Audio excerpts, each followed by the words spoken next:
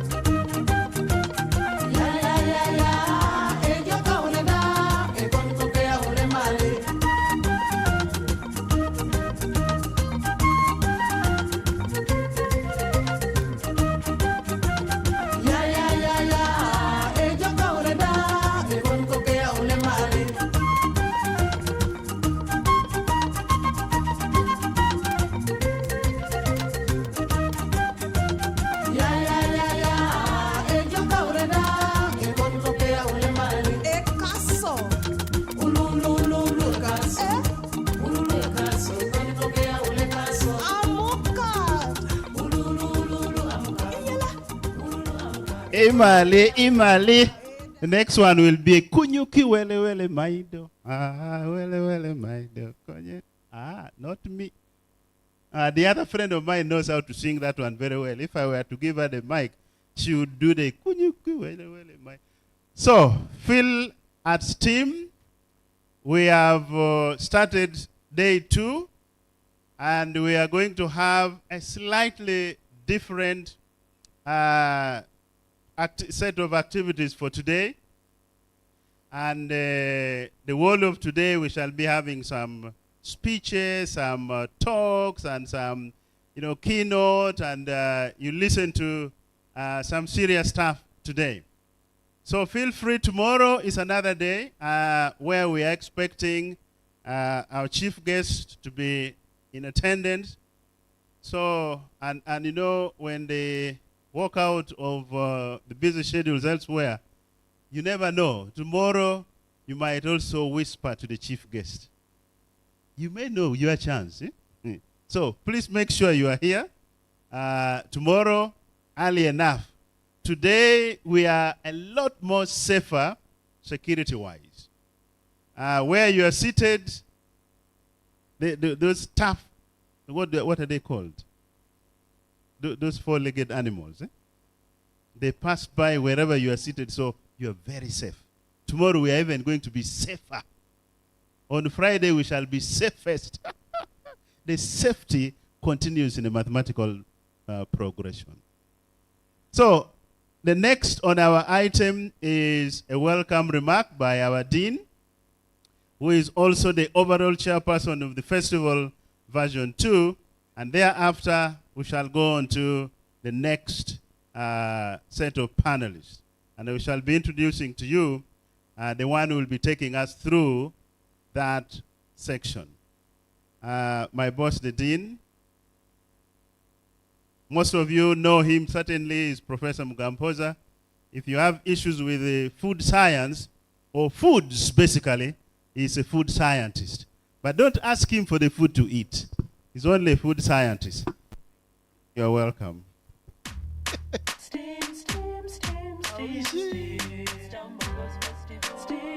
Yes, Dr. Steam. She's not here. The song is here, but... Okay. So when she comes, we'll play that song together to celebrate.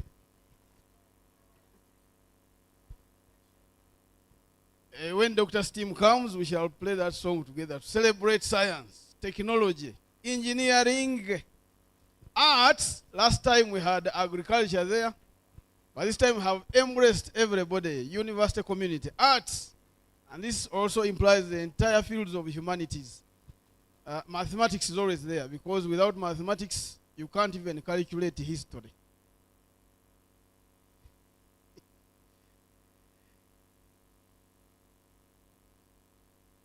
Let me start by acknowledging the VC in absentia. He's coming. He's chairing Senate right now, but he's coming shortly to be with us to preliminarily open this festival, second edition. So even if he's not here physically, I will start by acknowledging him, because without his support and the support of the entire top management, we would not be here.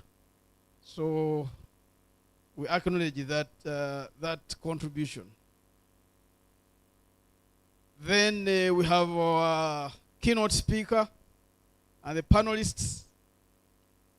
We have members of council, members of top management, members of Senate, deans present, heads of departments, staff and students, the media, ladies and gentlemen. My name has been mentioned by the MC. I'm told that title has been upgraded to Director of Ceremonies, not Master of Ceremonies anymore. So Director of Ceremonies, Dr. Richard Awichi Opaka, the head of Mathematics and Statistics Department. And, but I can repeat, I'm called Edrisa Mugampoza. I'm actually an Associate Professor of Food Science and Technology and the Dean Faculty of Science. So I welcome you all, members who are here physically, and our online audience exhibitors to this year's festival. I really thank you so much for turning up in large numbers and for honoring our invitation. Let me remind you that we are basically here to celebrate. So don't be surprised when we have interludes of dancing, music. It's part of the celebration. So we are celebrating science, technology, and innovation. Under the same theme that we had last year, demystifying science, technology, and innovation. I think let me demystify the word innovation from the beginning, that innovations are not only, so you can innovate from arts, humanities.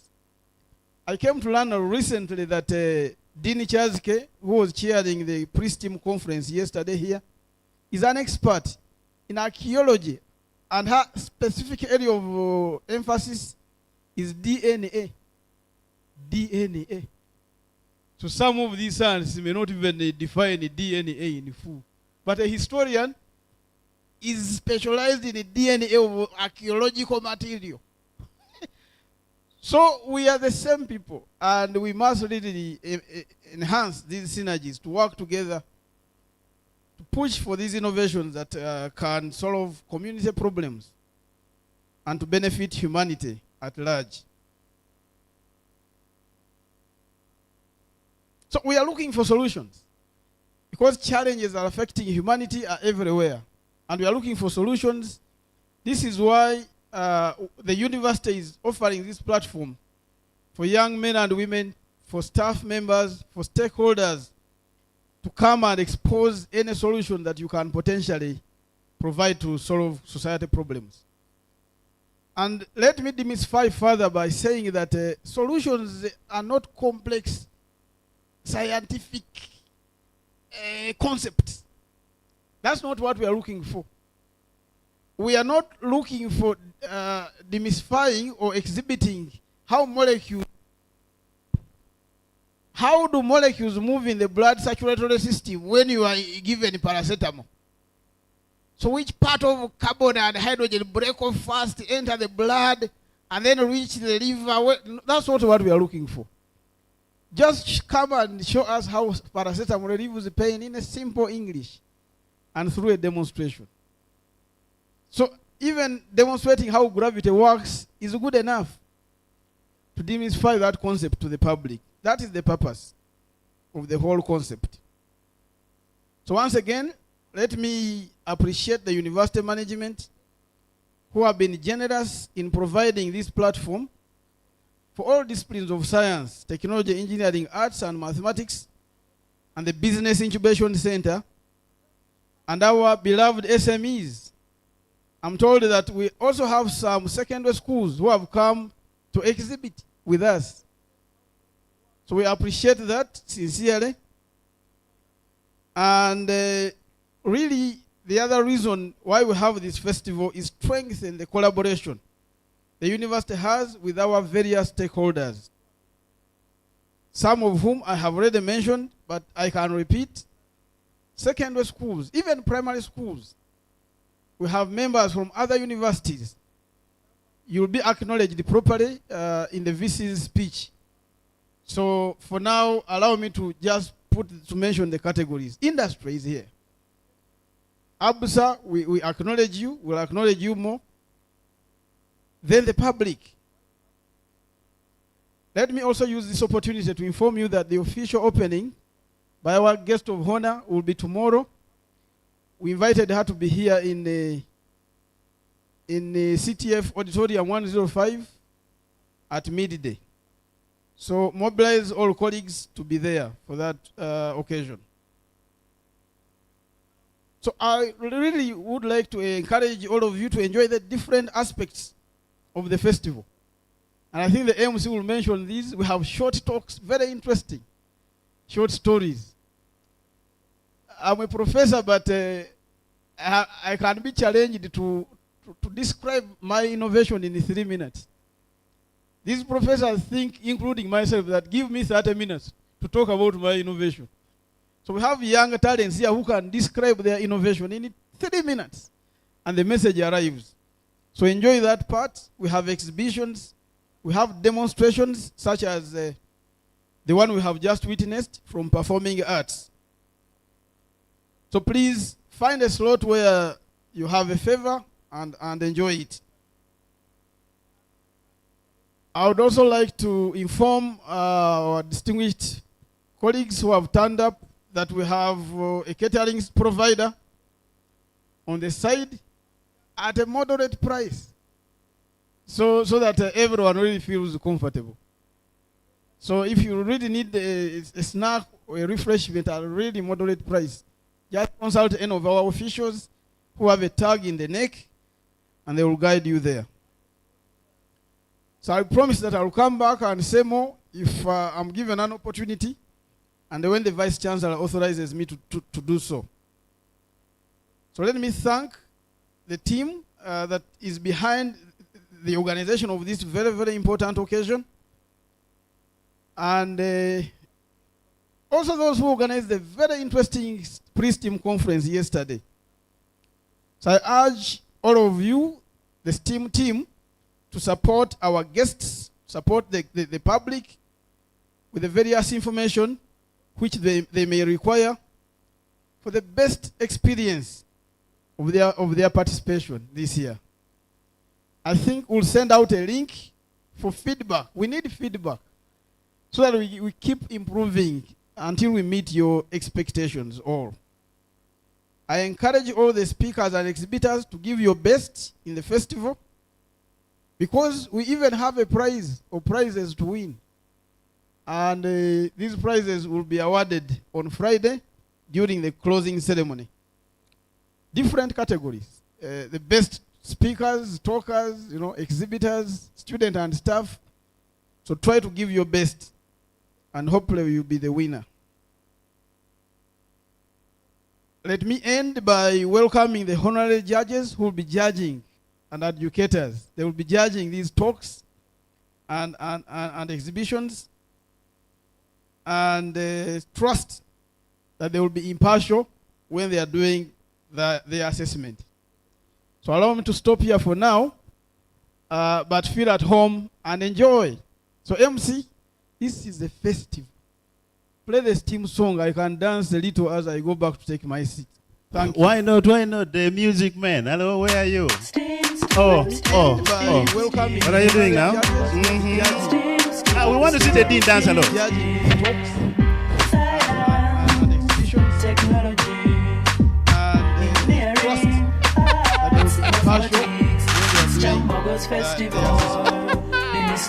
Thank you so much, Dean. I told you, he's not only food scientist, but right now he can also win a medal for dancing. Kwasa, kwasa.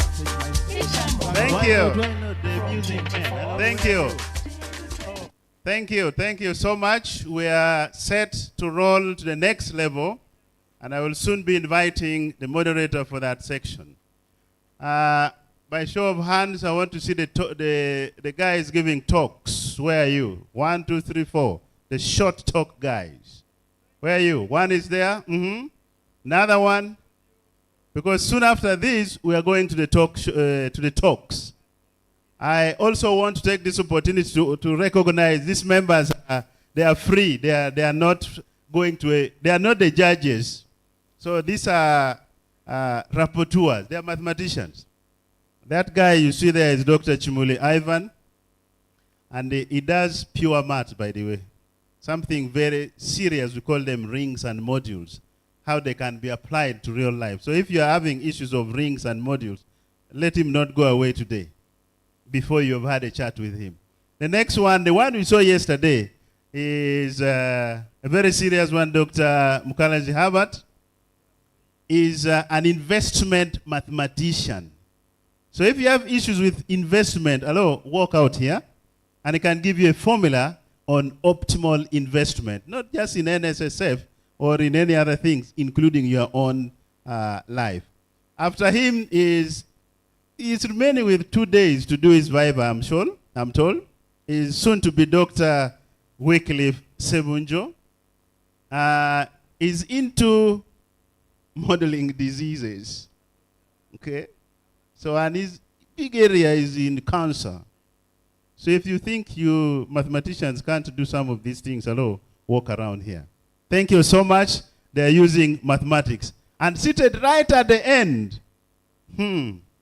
I'm telling you, this lady, if you ever pass the Faculty of Science without passing near her, you might take retakes until you come back yesterday. She's called Ruth. She doesn't give retakes, but she keeps records of everything. Today, she's not having any record for you. She's here as the chief. Secretariat. Chief. These days, we don't have the title, was a kind of word, but she's the chief. So, thank you so much. Let me take this opportunity to invite my good friend, Charles Higenyi from NTV.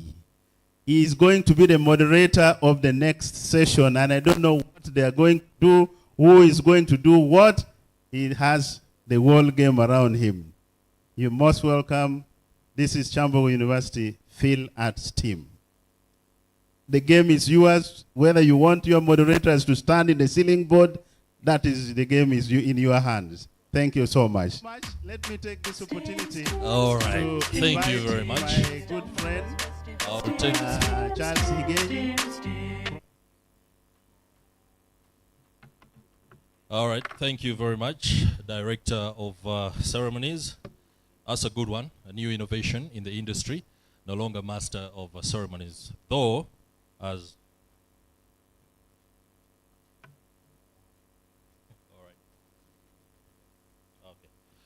thank you very much for the very warm introduction.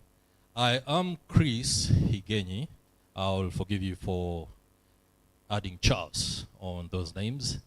One day, I hope when I visit the King in England, I'll be able to claim the name. Thank you very much. I'm Chris Higenyi. I am a journalist with a bias in broadcasting, electronic broadcasting, radio and television. And I am honored to be part of the STEAM Festival, especially with regard to the latest interventions with regard to climate change. I have a panel of distinguished gentlemen and a lady who will be helping us understand the nexus between climate change, the environment, and sustainability, and what we ought to do to be able to ensure that we don't find ourselves in a specter that is unfavorable for our own life and progression. I've heard very big words many times. I don't come across them. Pure math, investment math. I was like, where am I, you know?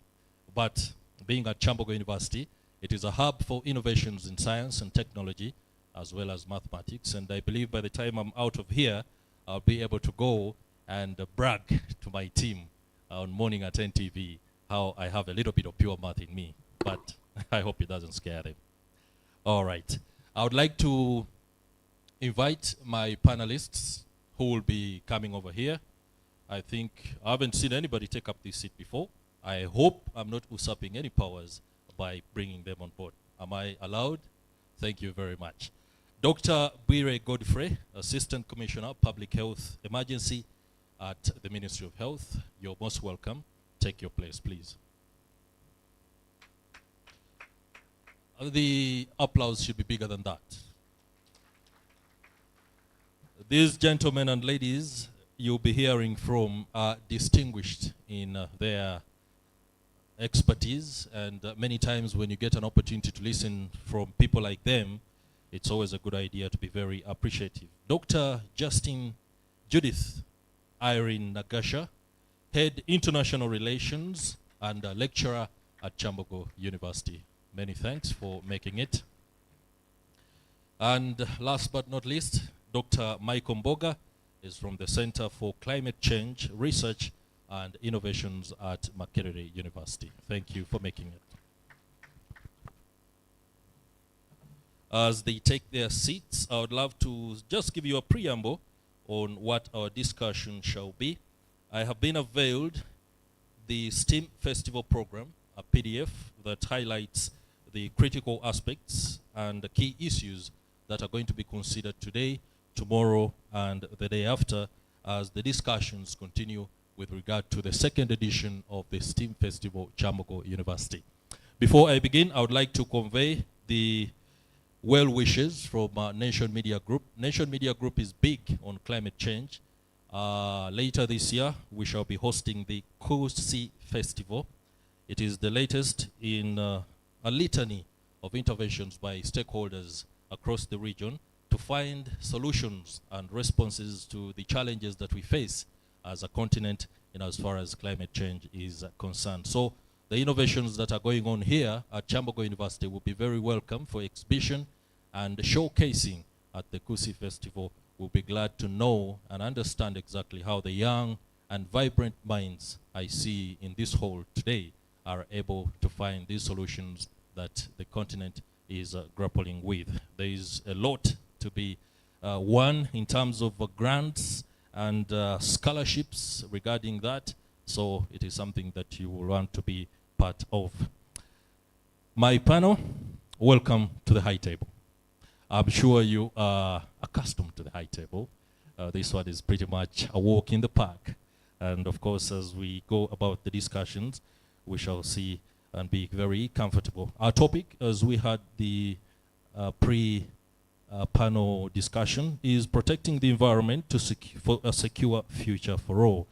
And before I begin the questions or giving an opportunity to our panelists to be able to take us through, Dr. Bwire Godfrey, who is the Assistant Commissioner, Public Health Emergency at the Ministry of Health, is here to help us understand the health perspective and the progression of disease pathogens and how that impacts the environment and what solutions or interventions ought to be done to halt the specter in order not to be able to suffer the adverse consequences of climate change. Later, after he and the rest have given their submissions, you will have an opportunity or two to pose your questions or even supplement on some of the issues that they will have talked about. So don't go away, just be able to be part of this. Dr. Judith Irene Nagasha, the Head of International Relations and lecturer at Kyambogo University, will be helping us understand the gender perspective to climate change. Many times we do hear that the effects of climate change do affect the women more than the men. Many times the men, it's as if when you hear that narrative, it's as if it's okay for men to suffer that way or to go on and be able to face those effects head on. But it's an issue that is being debated, and we want to understand how is the gender aspect taken care of, the mainstreaming, and understanding exactly how we can be able to help ourselves be better at helping ourselves, because that's what it means. Many times when the woman in the village goes to fetch firewood, little does she understand that she's responsible for degradation. At the core of her heart, it's pure. She's trying to get to the fact that, excuse me,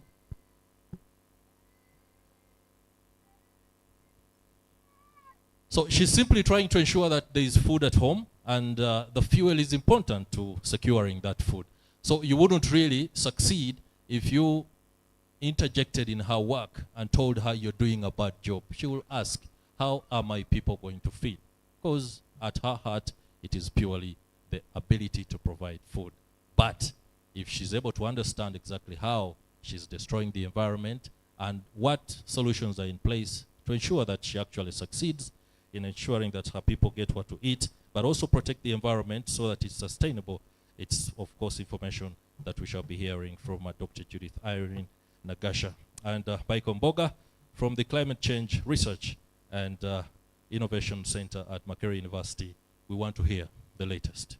There is so much academia is up to, but I've been told or communicated to that a keynote address is supposed to be delivered to us before we begin the process of hearing from our distinguished panelists. So without much ado, I'd like to hand over the microphone to the Director of Ceremonies, who will, in his stead as convener of that particular aspect, be able to invite the keynote speaker for us this morning. Sir? Who is the keynote speaker? Thank you.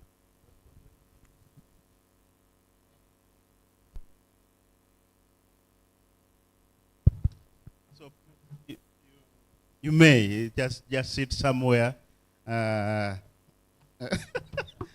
You see, if you did biology, you would be a mathematician now by osmosis. And biology is also around. That's why they are seated together. That one is the head of biology. Sitting next to her is a previous head of mathematics. So they do things together. Osmotic cosmetology. Thank you so very much. We are ready to begin. Now I want to take this opportunity to invite our keynote to give us the first presentation. Dr. Waiswa, I'm told you're representing Dr. Nampindo. So please come over the ICT team. You may need to come do some miraculous stuff that you always do so that, oh, good. I hope that the connectivity allows for that. Perfect. If it threatens not to, we shall get some kibokos and ensure that something is working. Maybe they are doing some connection from the other side as well.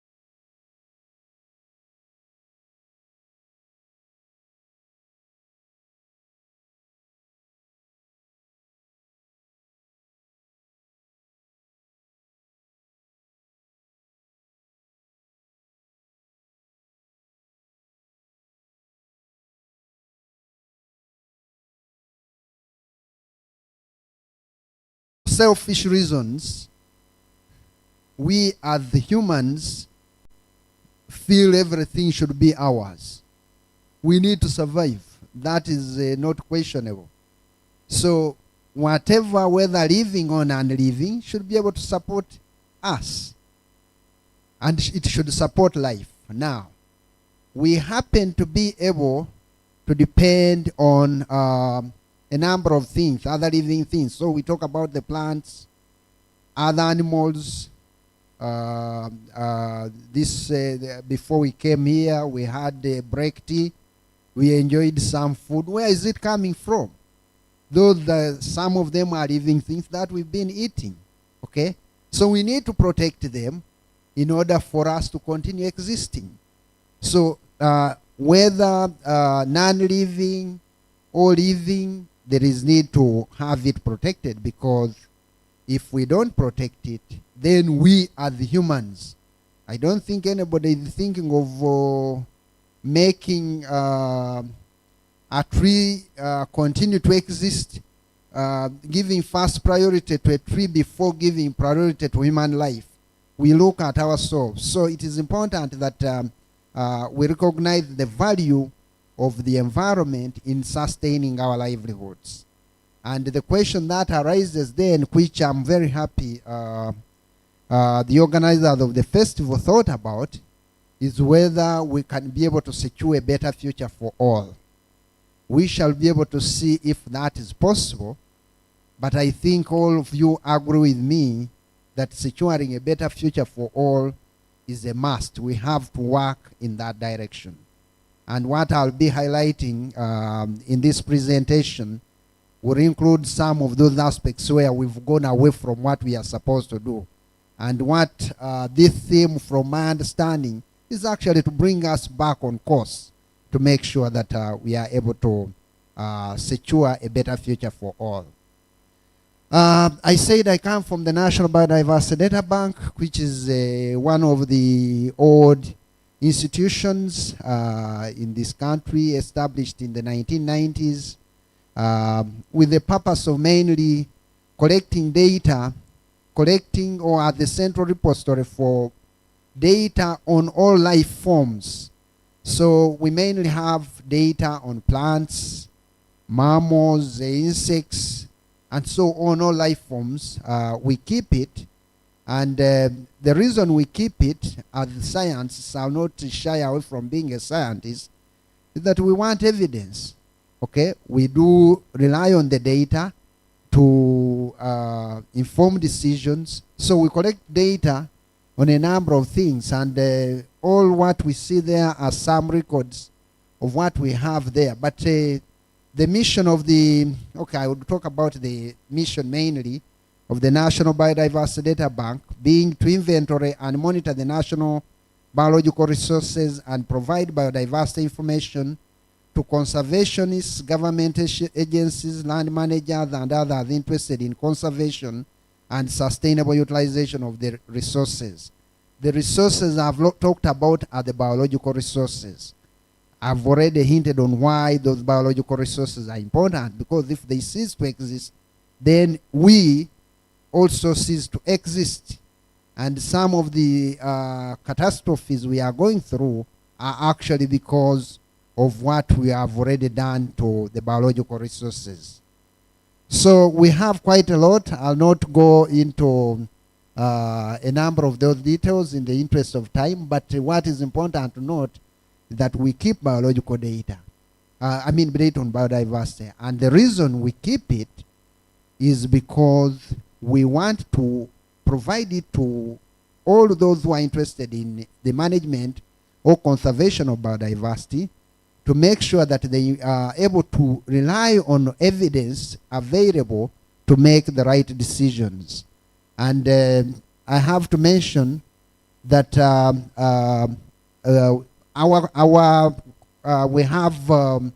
we have all this data, and we've been using it to make decisions, also to help government be able to come up with decisions on the conservation of biodiversity. when we were asked to come up with this presentation together with the WCS, or the Wildlife Conservation Society, is one of the partners of the National Biodiversity Data Bank. They are very instrumental in collecting data and using it in scientific ways to ensure that wildlife resources are protected.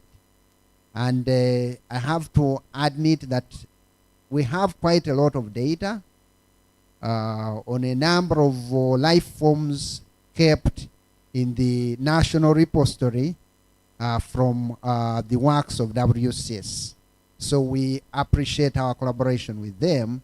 And when this came up, we said this was an opportunity to let you know about that. So back to protecting the environment, because we as scientists rely on data to make decisions. So what do we know from the data that we have? A number of publications. What do we know? One, I'll just highlight a few issues. The known knowns, because we really expect that people know this. There are some are not our own, but it has come up, especially at the global level. So one, that the intergovernmental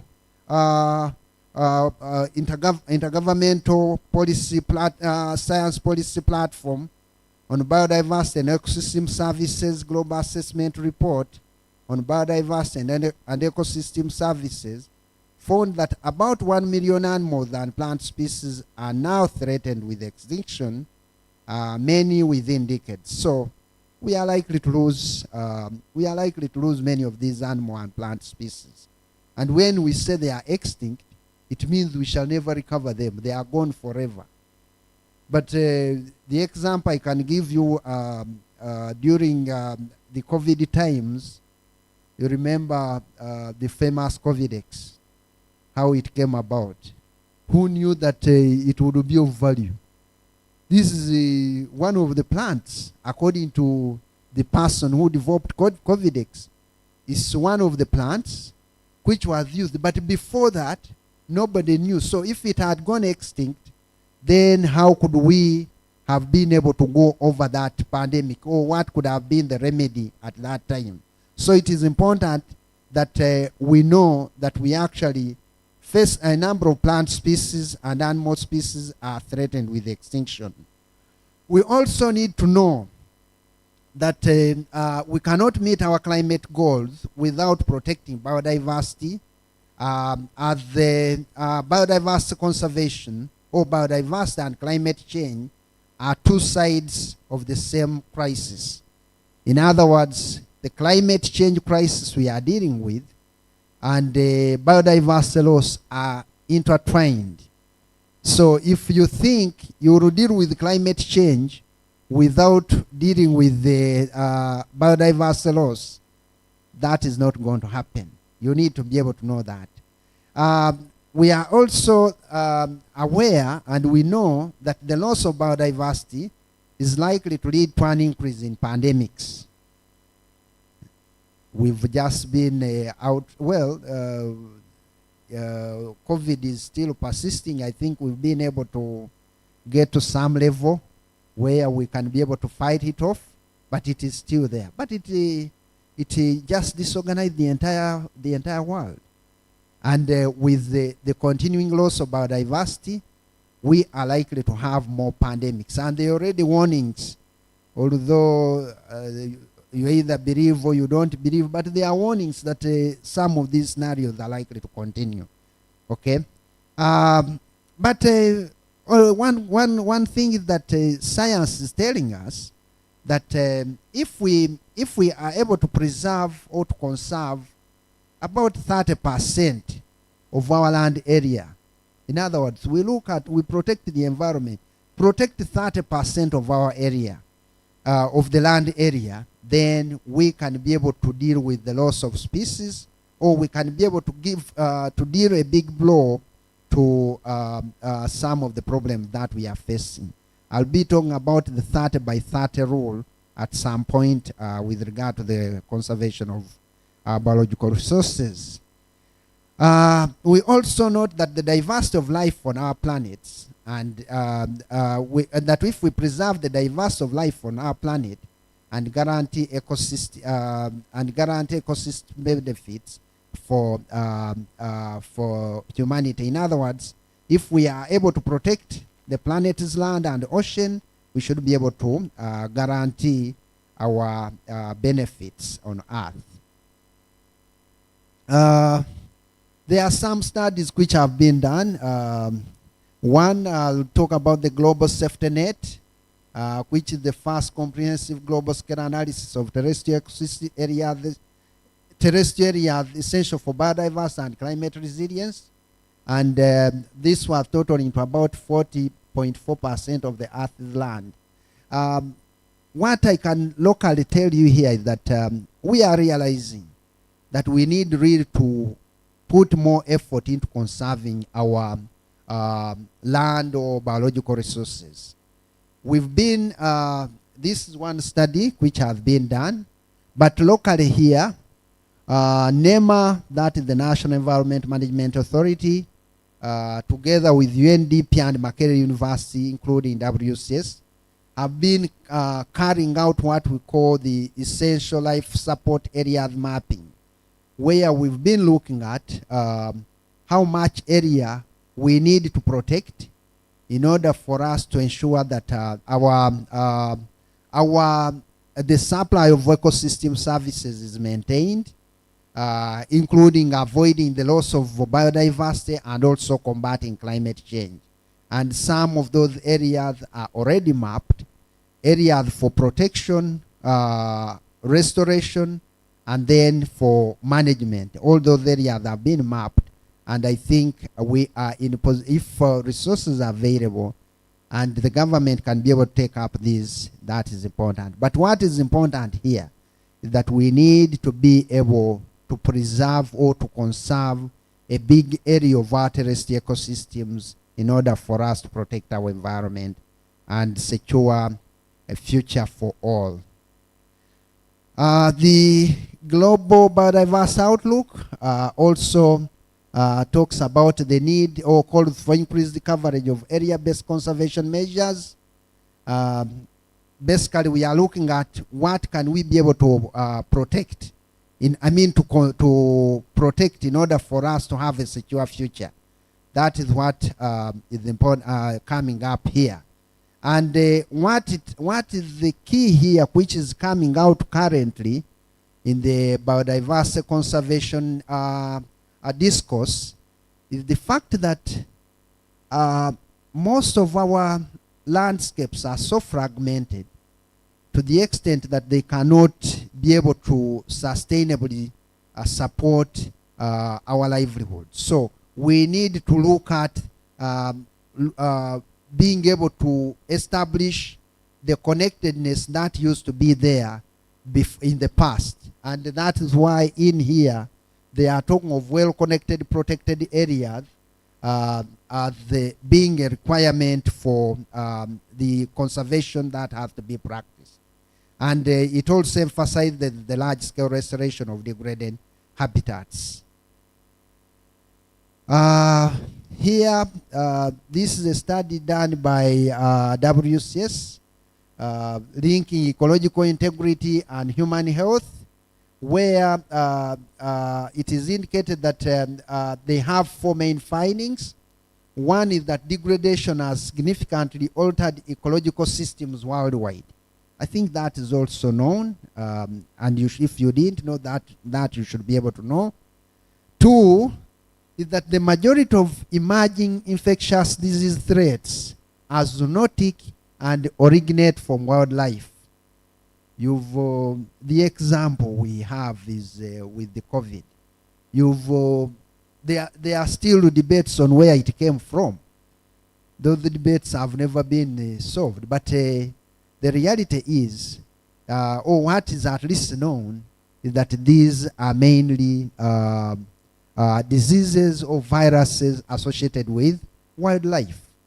Okay, that is known. And we are saying that Many of these are likely to continue, and they will have major social and economic impacts. We also note that they end up being even not only being local, but they can also turn global, like the pandemic that we have. Some case studies. Here I just look at why we would need to conserve a number of or to conserve biodiversity, and here the case given is the conservation of tree landscapes, which has a number of benefits in the agriculture sector.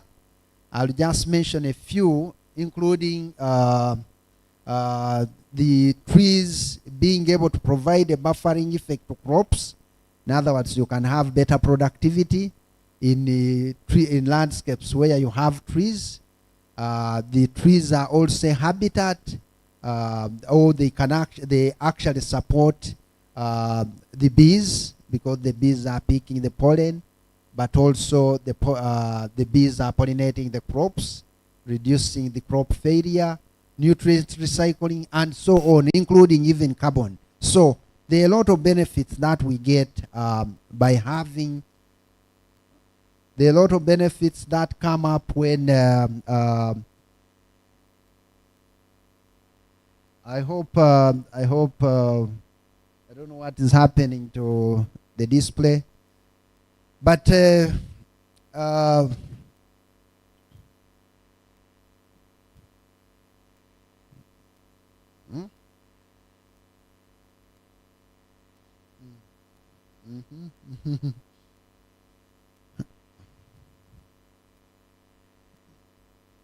it be the projector?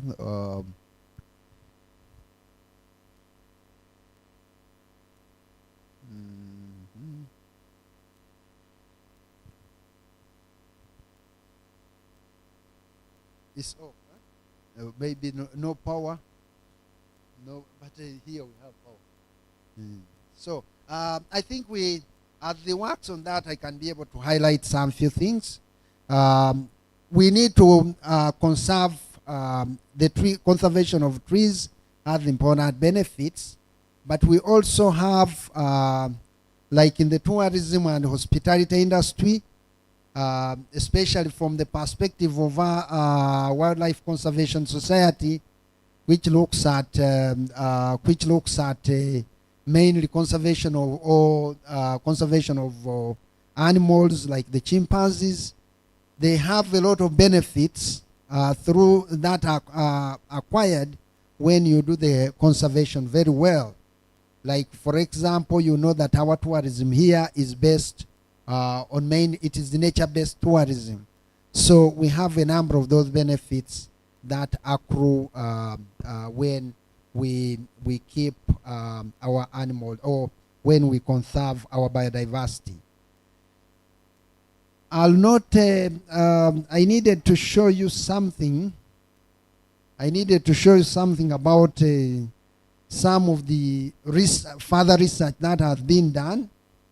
Like, for example, one of the threats to biodiversity in this country is actually arising from deforestation and forest degradation. And our maps here that you are not able to see indicate that in 1990, we had about 4.5 million hectares of forest, and in 2010, we were at 1.73 million hectares, which is a very big loss. And the forests have very many roles to play. You are looking at their functions in the water cycle.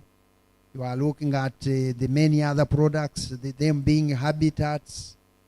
A lot of benefits, but we've lost a very substantial percentage of the forest cover.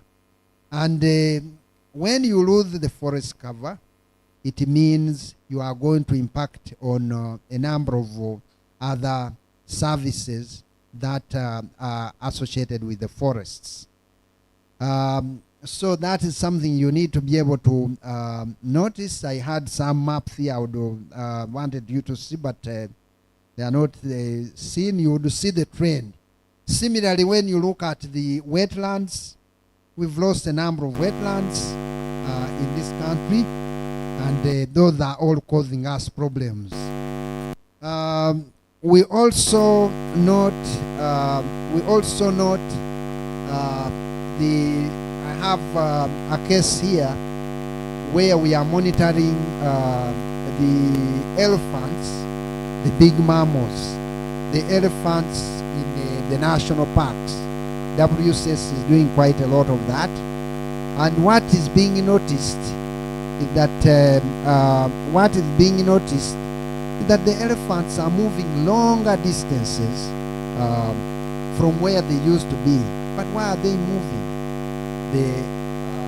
Why are they moving? Like thank you, IT team. So you can see that is work which WCS has been doing, and they are monitoring the movements of elephants. You would expect them to be closer to the forested areas, but according to them, they are seeing these animals moving very long distances, and the reason is they are looking either for food, because the habitats where they used to have all the food are all destroyed, so they have to go further. But when they go further, don't forget the human-wildlife conflicts. Which are very prevalent.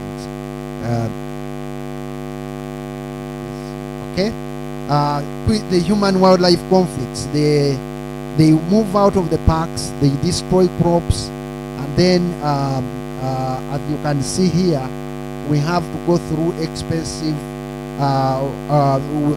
means in order to deal with some of these conflicts. This is money.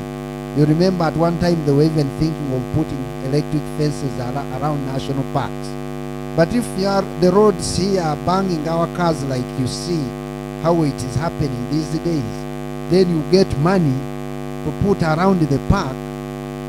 Yet if we had conserved the ecosystems, those animals would be able to live in harmony with us. You see that we need to be able to do something. We need to be able to protect our environment in order to deal with some of these issues. I'll note also. We just picked a few of those. They are very fresh, linking to what is happening now. Look at the famous Katonga Bridge. Some of us can't go home easily. We have to stay somewhere because the road is down. But what is happening? We are having a lot of flooding in certain areas. The wetlands are destroyed. We are dealing with the landslides on the other side. We also seeing the effects on the economy, like the other one. We just brought out recent things, but you can see, Lukaya now they say is turning into a ghost town because there are no people. All those who were depending on it are all gone. Also, with regard to climate change, we see that we are actually losing a lot of suitable habitats for species. And when we talk of endemic species, those are species that are unique to a particular area, so you don't find them anywhere else. They are unique to that area. So if that habitat is destroyed, then it links back to what we were talking about, the extinction or the threat level that we were talking about. The fires are increasing, and those have a lot of also impacts, especially when we talk about the savannas and their values. So we are losing a lot of, we are having more fires now as compared to what it used to be in the past. The issue of plastics, I don't know what I can tell you, but that is also part of the environment. Okay, we are having the microplastics, we are having what, and all of them also end up in our bodies. Okay, so are we securing the future for all if we are having all this? Okay, a lot of it is unmanaged. So as a result of that, and like I've mentioned before, there are a lot of interventions that are being done. You can see political leaders participating in the United Nations Summit on Biodiversity, agreeing to commit past biodiversity loss.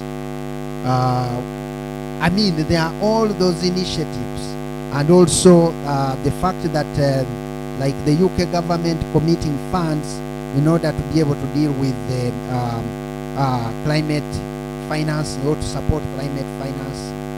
So what is coming out generally here, which I need to mention, is that there is general consensus that we need to protect the environment. And in protecting the environment, the main focus should be on the conservation of biodiversity, or our ecosystem, I mean biodiversity.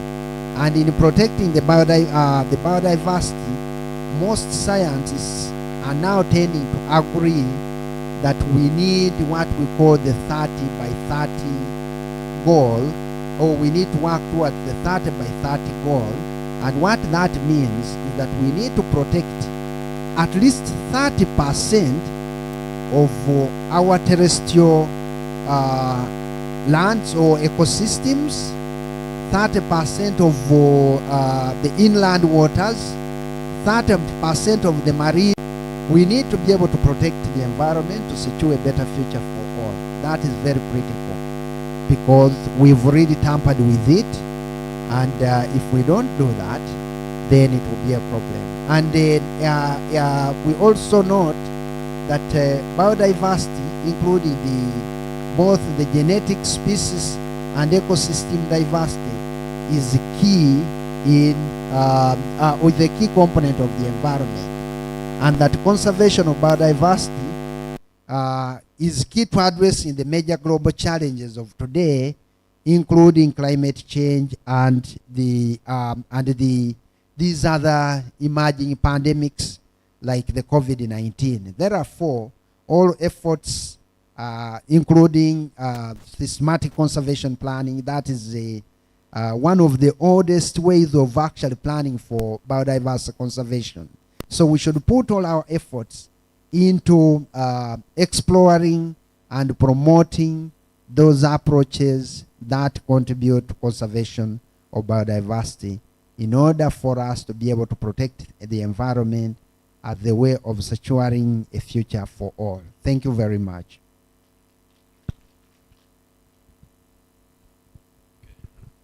Thank you very much, Dr. David Weisler, for that very insightful, and Daniel, thank you for the correction, for a very insightful presentation that was made. A big round of applause, ladies and gentlemen.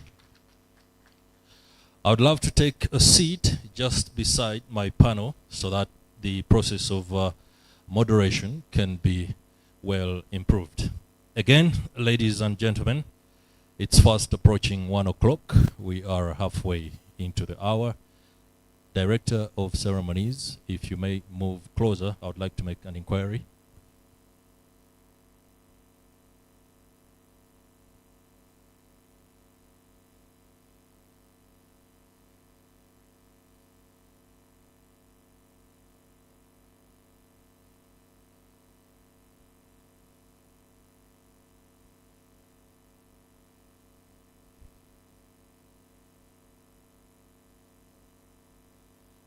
Okay, thank you very much. I was ensuring that we do not go against set standards, especially with regard to the time that has been allocated to us. Again, let me just introduce my panelists. I'll just go through I have a lot of stuff here, so my apologies. Our keynote topic that has, of course, also made part of the presentation is protecting the environment for a secure future for all, and shall form the thrust of the discussion that the panelists are going to be sharing with us this morning as we get under. Dr. Bwire Godfrey, the Assistant Commissioner of Public Health Emergency at the Ministry of Health, again, most welcome. Dr. Judith Irene Nagasha, Head International Relations and Lecturer at Kyambogo University, thank you.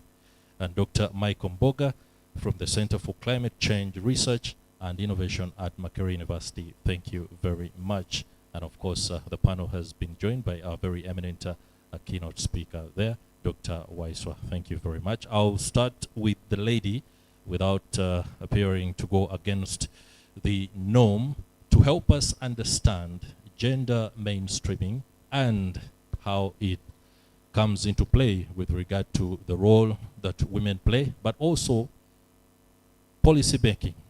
Are women being factored in, especially when it comes to aspects of mitigation and adaptation, but as the case has been in recent months, financing when it comes to climate change interventions. You have 7 minutes maximum. We should be able to make that presentation. Thank you very much. You can take it away. Thank you very much, Chris. Good afternoon, ladies and gentlemen. So I would like to utilize my 7 minutes without wasting any minute.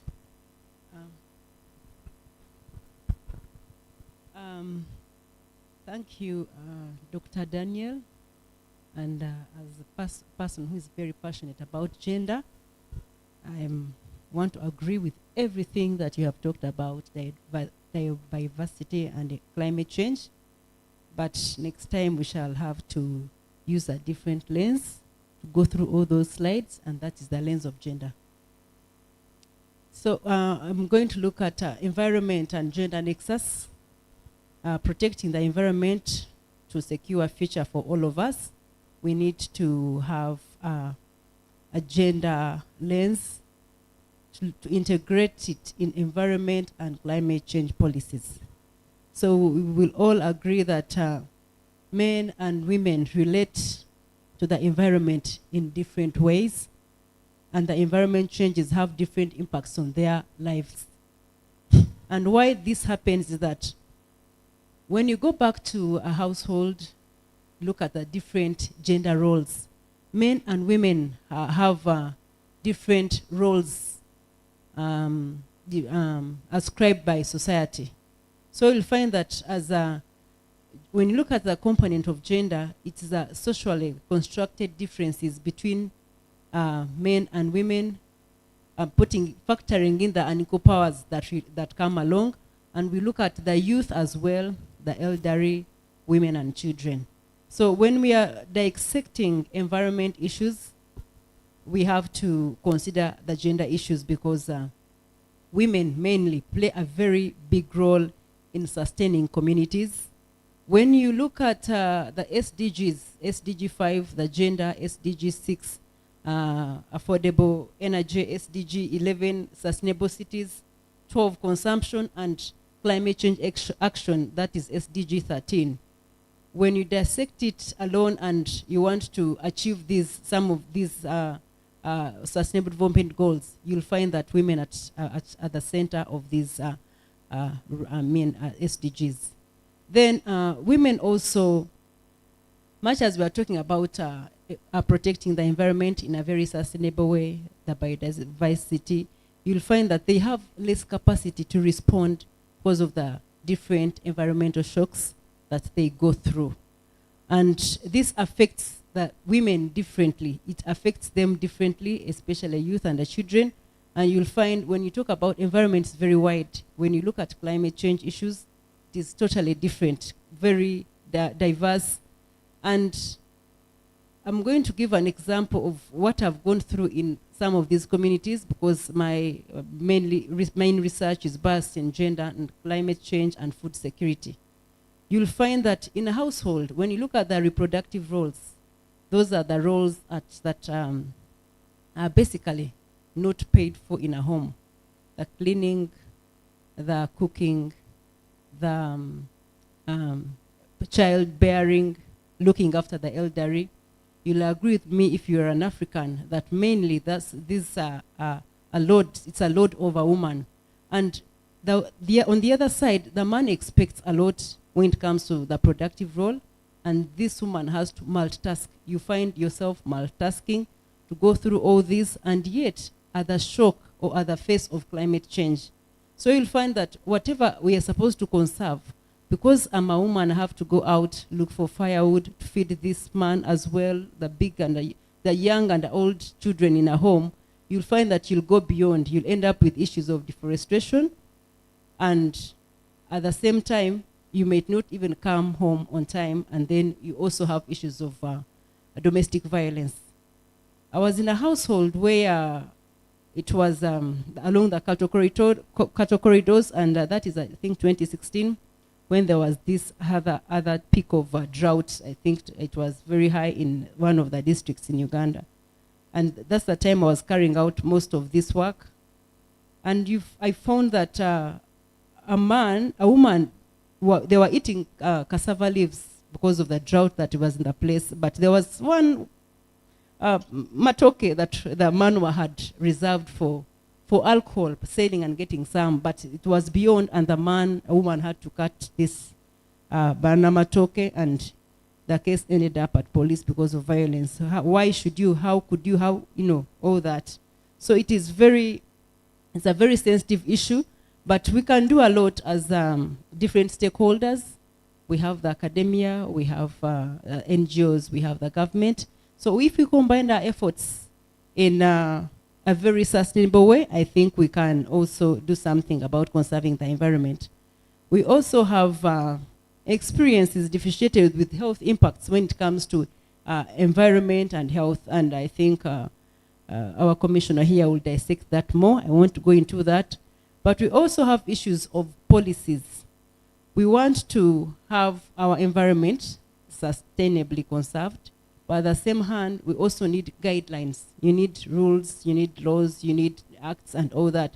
But I must say that as Uganda as a country have very good policies. Some of them have gaps, but they can be worked out, but most of them are left on paper. However, most of them are gender blind. When you look at the climate change, National Climate Change Policy, when you look at the Environment Act 2019, actually that one, there's no link of gender issues. It is really blind on that very issue. So the gender and environment nexus is largely absent among all our national policies, and the missing potential benefits that can be achieved from an integrated policy will be left out. So I want to call upon all stakeholders. We can have a way forward together with universities and all the public entities and NGOs. We can demystify science in the line of gender. When you look at technology and innovation for community development, let us have a different lens. We are putting into account gender issues. And the way forward is that we can urgently mainstream gender in environmental projects that we carry along, programs, and this we can use a gender responsive approach. We could also consider integrating gender issues or considerations and that can advance environmental sustainability. And then also we can also mainstream gender in environmental policies, because this could be a double or a twin synergy. You can say environment and gender nexus synergy.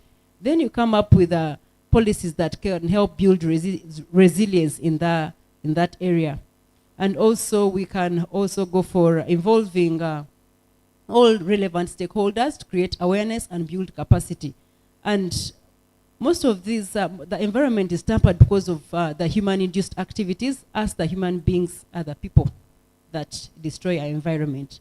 So I would advocate, which has worked for me, a theory of change. Theory of change is an approach that articulates change with all stakeholders involved. Bring everybody on board concerning these environmental issues, climate change issues, and then articulate change together. And we'll pull it off because it has worked for me. And that goes with mindset. If you use a theory of change, trust me, there will be mindset change. And therefore, I think I need to conclude. Allow me to conclude and say that together we can make a gender and environmental nexus a force for transforming our economies and societies so that they are more resilient, more inclusive, and more sustainable. Thank you very much. Thank you very much, Dr. Judith Irene Nagasha, the Head of International Relations and lecturer at Makerere University, there giving a very insightful presentation on the gender nexus due to climate change. Hold on to your questions, because at the end of the presentations by the other panelists, we shall be able to interact and relay them to the panelists so they can also be able to give us their feedback on them.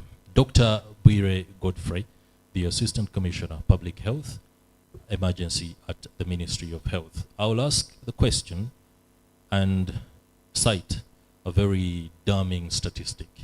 Between 2011 and 2022, across Africa, it's understood that between 12,000 and 19,000 child deaths were related to heat waves. These heat waves are as a result of climate change factors. Now, losing between 12,000 and 19,000 children due to heat wave that is climate change induced is very, very disturbing, because with a population that is more than 70% youth or young, then it means we are killing our very own future in a way that is not sustainable. It's not to say that you must be able to kill sustainably. In as far as you are concerned, especially public health emergencies, we are seeing development and progression of pathogens across communities, increasing cases of diseases, pollution of water, and all these are climate change induced. Give us perspective on that so that we can have our eyes opened. Thank you, Moderator Chris. Our keynote speaker, section chair, all protocols observed. I bring you greeting from Ministry of Health, and I would like to thank the Kyambogo University for organizing this STEAM Festival. It is actually a very timely festival, in that for us from health sector, it touches us as one of the stakeholders who, if people or communities come together in this forum, the end output is that they go back when they are more aware about environmental conservation. This topic of today is very important in health sector, in that, as keynote speaker has said, diseases related to poor conservation of environment are on increase. And a good example has been COVID, which the country has just gone through. And as a country, we used a lot of money to control COVID. So I am going to look at it in a simpler way, in that I'm going first to ask you a question. What is environmental conservation? But I will not pass it over to you. I will try to help you to answer it. For me, in a simple way, I think, because I'm answering it in regards to health, where I work, I think it is the practice of protecting our surroundings and natural resources by, first of all, by me, myself, by you, and by the community, the government, and all actors, in order to ensure the well-being of us humans. Us humans, our families, and the population where we come from. Why is this one important? Again, I would like to pose a question to you and ask you, what is the most valuable things? What is the most precious things to you today? And I'm going to ask one of the members from the audience. Anyone out there who wants to share with us what their most precious thing in life is? Is it Facebook? or Instagram? Okay. We have a microphone with the lady. Please move it to at least two people, and be gender sensitive, by the way.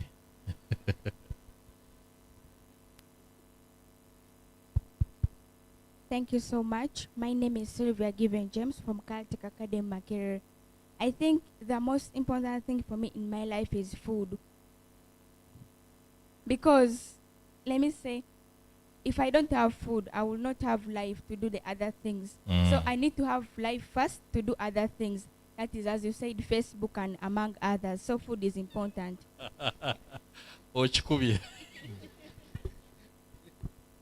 All right. Any other person? We have students from Caltech Academy. Okay. Thank you for making it. It's always a good idea that you come for such festivals. Thank you very much. My name is Nagwande Manhel. I'm in senior 2. I'm 13 years old from Caltech Academy, Makerere. The most important thing in my life are the people around me. Because when I'm in problems, they'll help me out if they can. So that is it. Thank you so much. All right, thank you. Let's return to the panel. Thank you very much. Please, if you feel I have been unfair to you, I would beg your indulgence. There's a lady who is itching. Okay. She has something that, all right, share with us. What's the most important thing in your life? My name is Torash Joan. The most important thing in my life is health. Because if I'm healthy, I'm able to go to school. If I'm healthy, I can able to eat. If I'm healthy, I can do anything. Thank you. All right, thank you very much. Okay, let's return to the panel. A big round of applause for those three people. I see food featuring very, very much, no doubt. I think I would also say food is really important. Let's return to our panel. Thank you, moderator. I would like to thank all those who have volunteered to answer that question. And all adult answers are correct. But there is one more correct one. And because the one who gave the most correct one, I ask that we shall clap for her. The most correct. We shall clap for the one who gave the most correct one. And what was that? Is the reason why all of us we are here today. That we are better in health than others. Because there are those ones whom they have even brought food today, but they are not able to eat. Oh. You can only eat if you are healthy, and you can only dance. You saw here the dance. I actually enjoyed the dance and I could smile. But you can only dance if you are healthy. So the most important thing is our health. All right, a round of applause for the lady. Thank you very much. So I thank you for providing me the answer. Then, based on that, I'm going to ask ourselves, why should we conserve the environment? The reason why we should conserve the environment is in order for us to have healthy life. And there are various ways in which we think environment gets contaminated or our surroundings gets affected. And a good example is that majority of the diseases actually, a quarter of the diseases globally can be prevented by environmental conservation. Again, here for us in health, we believe that prevention is better than what? Is better than cure. So if you conserve the environment, you are preventing. Other than waiting for it to fall sick and you come and we treat you, it is better you prevent by observing environmental conservation. That is why I would like to thank the keynote speaker that the issues he was raising here, those are the things even us in the health sector which we want the communities to do. For example, if you conserve the wetlands, it helps the government first of all to save the money it injects in water treatment. Because as you are aware, wetlands help to clean the water. Currently, yesterday I was in Gava, and I discovered that they were using a lot of money to purify water, because if you look at Lake Victoria, the quality of water has changed. On 21st of this month, there was an article in Monitor, and I am happy that the moderator is working with NTV, which is part of the Monitor group, which was saying that the examination of water from the lake, the fish which we eat were having microplastics.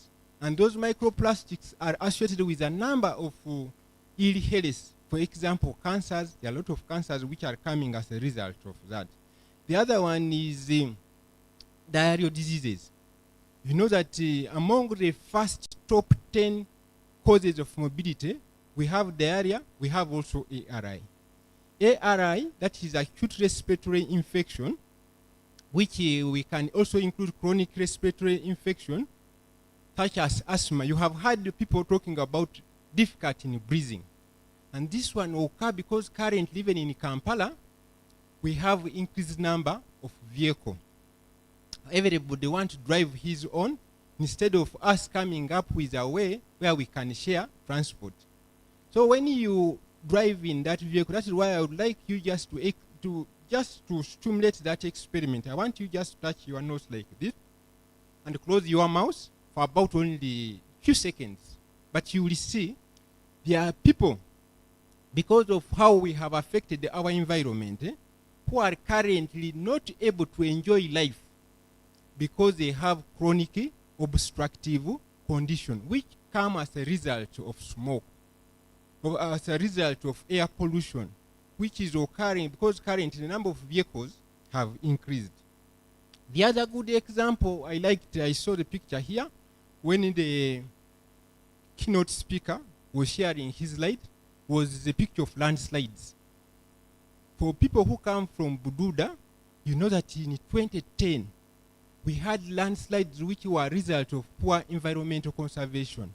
People encroaching on the environment, and we as health sector during that period, we ended up in 2018, where we had a small landslide, but we had cholera outbreak in that area. And apart from losing life, we also had to divert money, which is meant for provision of other services to treat the cases.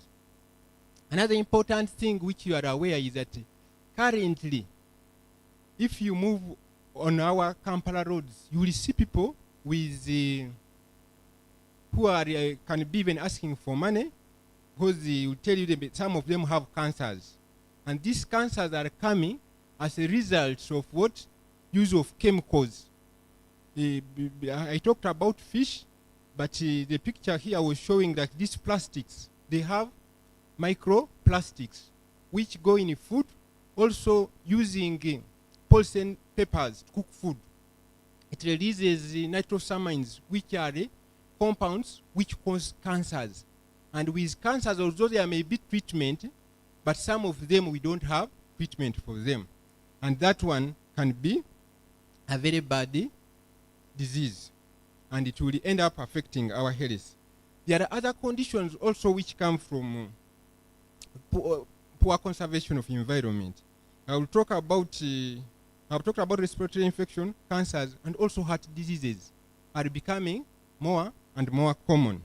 And there are also injuries. I talked about landslides in Bududa, which can arise as a result of that. But you have also seen people with catheters moving around because they are saying they have typhoid.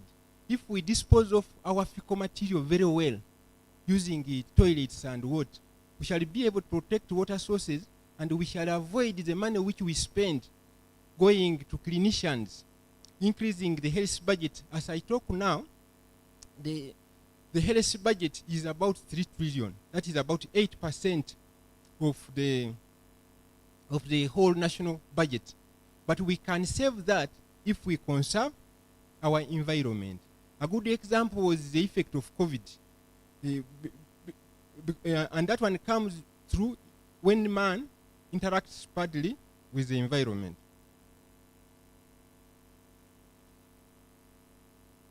What should we do to make sure that we conserve our environment? The answers are many, but I will just give us some few. One is that we should try to refrain from things which contaminate the environment. For example, I thank the organizers. They have distributed some water here for us to take.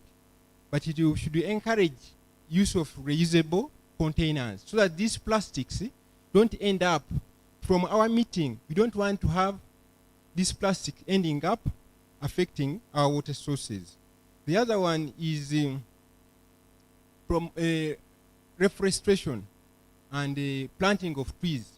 It is a good thing, and what we get from trees is that currently, because of poor environmental management, some diseases are increasing, and a good example is malaria. And also, and it is increasing because the vectors for malaria can move over longer distance because of global warming. You have also heard about this Katonga issue. It is as a result of getting extra rain, which can come as a result of global warming. The other important thing which I noted, which we need to do, is that once we conserve the environment, we shall also be able to have the medicines. The medicine which treat malaria comes from plants. The medicine which treat COVID comes from plants.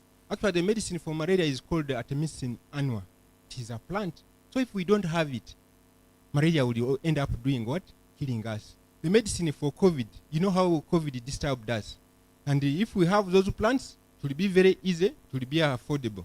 The other thing which we can do is less use of chemicals. I was in Gava and Port Bay. I saw algae on the water. And that one happens because we are using a lot of fertilizers which allow proliferation of algae in the water. We can also use this for like what is being done today, creating awareness. I know when you live here, you will be more informed on what should be done.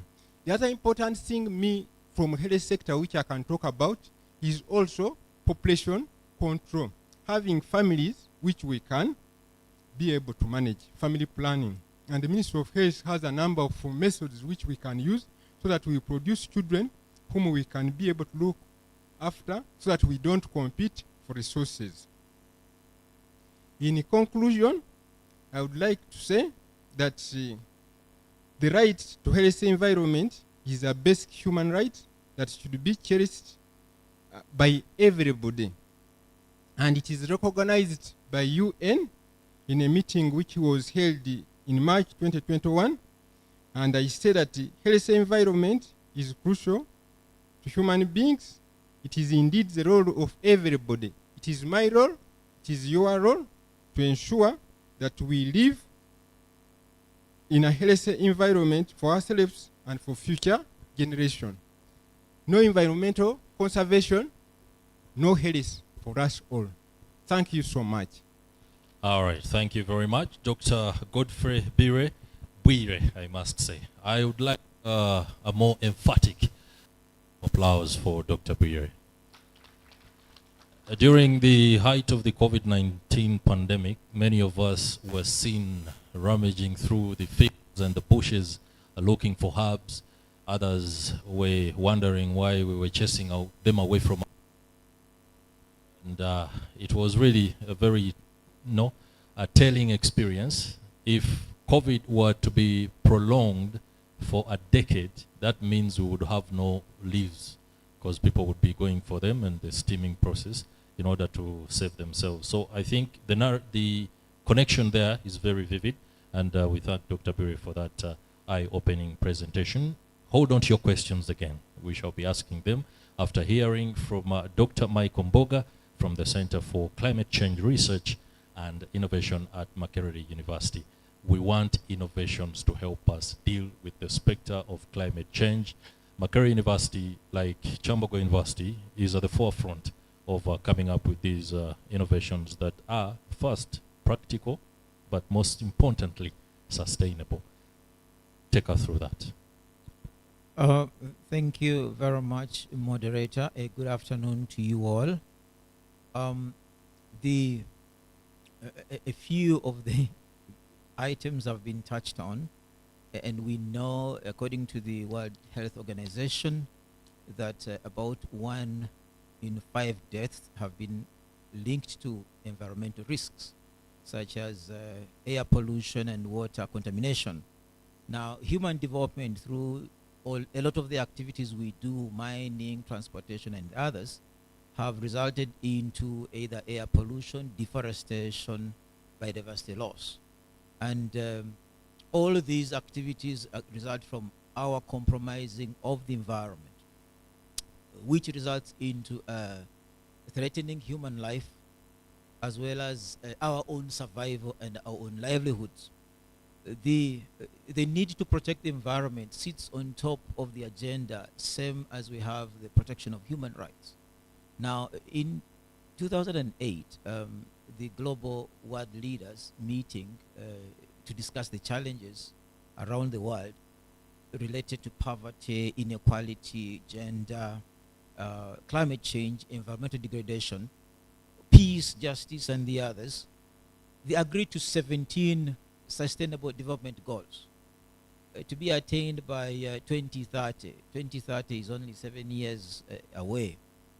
If I could mention some of these, Goal 2 is on providing food and humanitarian relief, so food is important. Goal 6 is on improving access to clean water and sanitation. Goal 7 is improving access to renewable, safe, and widely available energy for all. Goal 10 is on reducing income and other inequalities between members of the society. Goal 12 is to reduce consumption, responsible consumption. Goal 13 is on climate change, reducing greenhouse gas emissions into the atmosphere. And then Goal 14 is conservation of life in water. And Goal 15, reversing deforestation, as well as protecting life on land. Now, that is at the global level. At the national level, the goal of Uganda's national development agenda is to increase average household incomes and improve the quality of life. Okay? Now, we know, again, we've seen environmental conditions affect human health. They are going to affect your well-being. They are going to affect the quality of life. Now, both this is going to happen directly or indirectly. Now, in the country, Uganda has put in place several interventions, including policies on environment. The environment policy has been updated, or the act has been revised as recent as 2019. The Forest Act is under revision. We have the Wetlands Act, the Wetland Policy. We have the Wildlife Act, again revised recently. And then the Climate Change Act, I think signed by the President around 2021. Now, in addition to these, the government formulated what is called the Uganda Green Growth Development Strategy in 2017. Now, and the focus areas here is to try and ensure that we implement green growth principles within frameworks of sustainable development. The focus areas, if I could mention just a few, is sustainable agricultural production, protecting or managing wisely the natural capital, planned urbanization and development of green cities, again, sustainable transport, as well as, again, promoting energy for all. We can see these have a touching on some of the sustainable development goals. Now, the countries around the world, in order to deal with climate change, meet every year at what is referred to as the Conference of the Parties to the United Nations Framework Convention on Climate Change. The last meeting happened, the 27th meeting happened last year in Egypt. And so the countries there, these countries meet every year since 1992. And to deal with climate change. And since that time, the emissions into the atmosphere have increased. So somebody actually talk about those meetings as a political lip service. But governments around the world are committing money to deal with climate change. And one of the outcomes of the meeting last year was recognition and putting a fund for loss and damage. Now, loss and damage is similar to what you'd call polluter pay principle. It required the rich countries, because climate change is usually because of greenhouse gases into the atmosphere, which is coming from very rich countries. They are going to put money together to help us deal with the impacts of climate change. Now, that is fine if all the problems we are having are related to climate change. Some of the problems, or most of the problems we have, are actually a result of our mismanagement of our environment. Now the question is, if the problems we have are because we are managing our environment improperly, who is going to pay for that? As again an example, Uganda's population is only 45 million, and in an area which is about 200,000 square kilometers. We have only 1.9 million hectares of forest, or 10%. Now this is down from about 4.7 million hectares in 1990. So our forests have been cleared. If you use the example of Ghana, for instance, which is more or less the same size as Uganda, the forest cover is about 22%. If you look at Ethiopia, for example, which has about 120 million people, the forest cover is 15%. Now, if you go to the developed countries, Germany, for instance, its size slightly bigger than Uganda. It has 83 million people. They have 33% forest cover. So the responsibility for protecting the environment is not just for government. It is for us all. The private sector, the civil society, an individual. It starts at the individual level, because we always point fingers to government, to the others.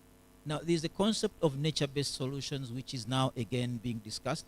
Now, nature-based solutions are usually actions and policies that help to manage or restore natural ecosystems while addressing the challenges we are talking about.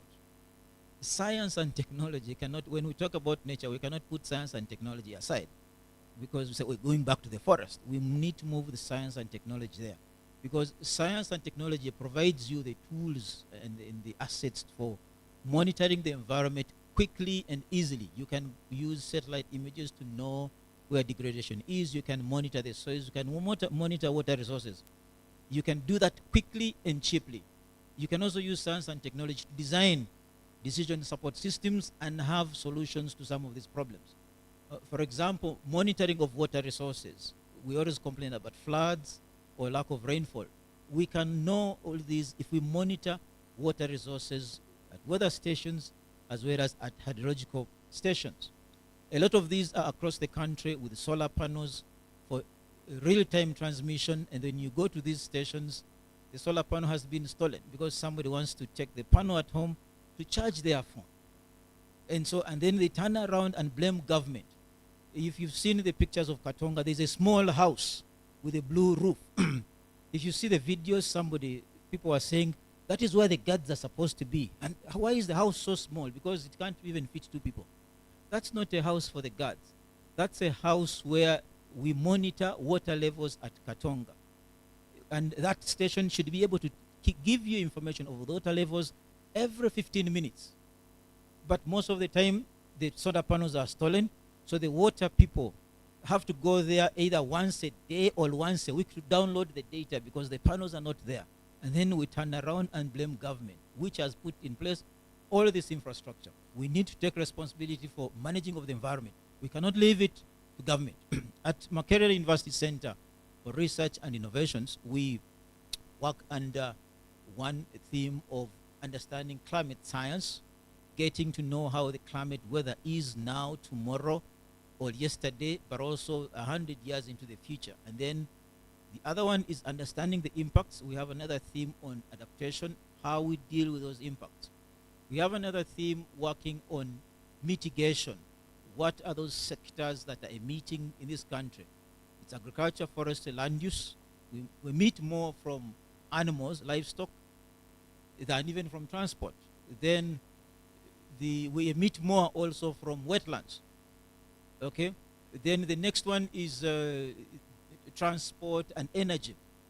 We emit more from our use of renewable energies and sustainably, especially charcoal and firewood. Then lastly, we work also under policy and outreach.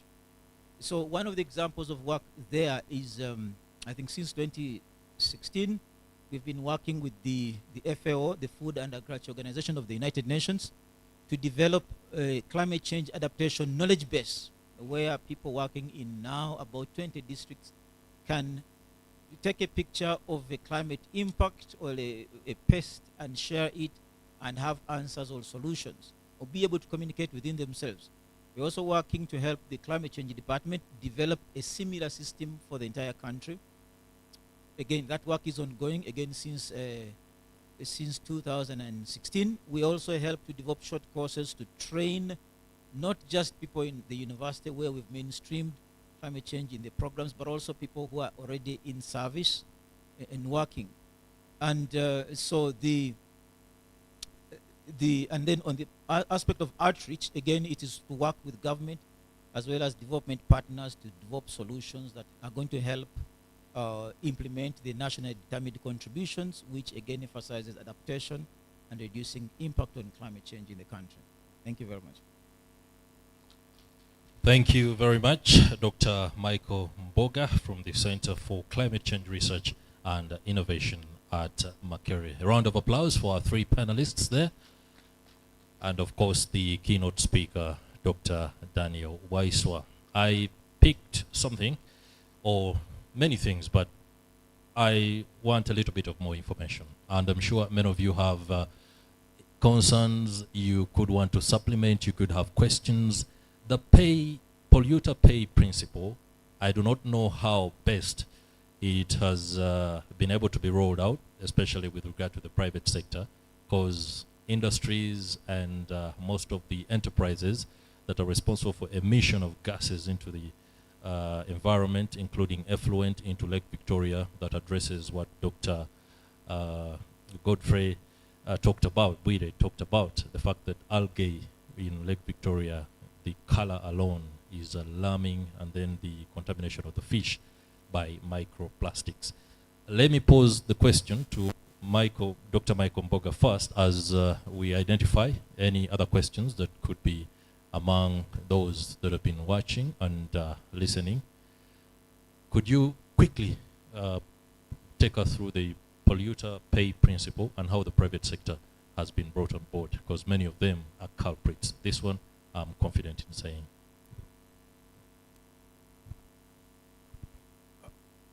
Thank you very much, moderator. The example of the polluter pay principle mentioned here is the one that talks about loss and damage. Money has been put together to help countries that are still poor, such as Uganda. If you demonstrate that the damage you have to either your crops, to your buildings, is a result of climate change, then the idea is you get compensated. You get compensated from the fund. So, again, like I mentioned, we need, first of all, to tease out if the landslides in Bududa have happened. Are they happening because of climate change? Is there another trigger? And most of the time, when landslides in Bududa happen, they're happening because we are receiving a lot of precipitation in Bududa. Now, Bududa, the place that has landslides, is not the wettest place of Bududa, and it's not the highest part of the mountain. The highest part of the mountain is in the park, Mount Elgon National Park. They receive more than 2,000 millimeters. Bududa receive about 1,800. But because in Bududa they have cultivated all the slopes, when too much precipitation comes, the trigger is already there. The landscape is bare. You have a landslide. Now the landslide again starts slowly. People will tell you it is raining. There is a crack. Now that's the time when we should do early warning and leave. People don't leave, they stay. Now it's going to be very hard for a country like Uganda to claim that money, because inside the park, where there is a lot of rainfall, the slopes are much higher. There's trees. It is forested. There is no landslide. And now where there is trees are cleared, you have a landslide. You're going to have a hard time proving that you want to be compensated by money from another country because of that. But what happens is a lot of countries now have what we call commitments to reduce the greenhouse gases in the atmosphere. Now that's where we have a chance. These mechanisms now are being put in place for carbon trade.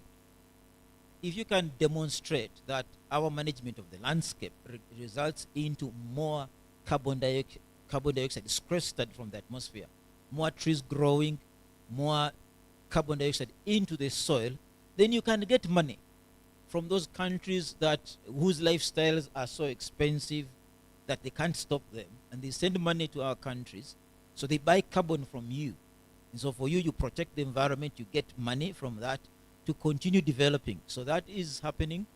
I think the ministry is being helped by UNDP to develop what we call the climate change mechanisms to help the countries trade in carbon. So that means on the local context, it's pretty hard to get somebody or those that are responsible for the pollution to pay up. Should we devise some kind of framework if it hasn't been worked on? That is a question that we shall be addressing a little bit later. Allow me ask if there is any burning question from any member of the audience. There's a gentleman on the extreme left. I would allow for, there's a first set of three that had an opportunity to talk to us about the most important thing in life. Let's first hear from some others, and then if there isn't any other, we shall of course give you the opportunity. Your name? Thank you very much. I am Otim Timothy, a student of architecture in my year 4, Kyambogo University. When the panelists were speaking, I heard of Katonga. And I think one of the reasons why Katonga gave way is because of sand mining. I would like to inquire what is the way forward in terms of construction materials that we mine from the environment, such as sand and cement as well, because we know the process of manufacturing cement releases some biogas in the air, and with time it will also become a problem. Two, the sand that we are mining, we are destroying the ecosystem. So what is the way forward on that? Thank you very much. Thank you, Timothy Otim. That question, I can't really tell to who it's addressed to, but I would like Dr. Daniel Weiser to help us on it. Any other question as Dr. Daniel Weiser prepares to respond? There's a gentleman on the front row, our distinguished Dean.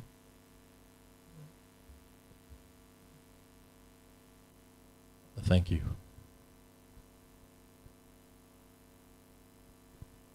Thanks so much, Chris, for moderating this session and the panelists. I felt jealous when I went to Geneva. That was 2018.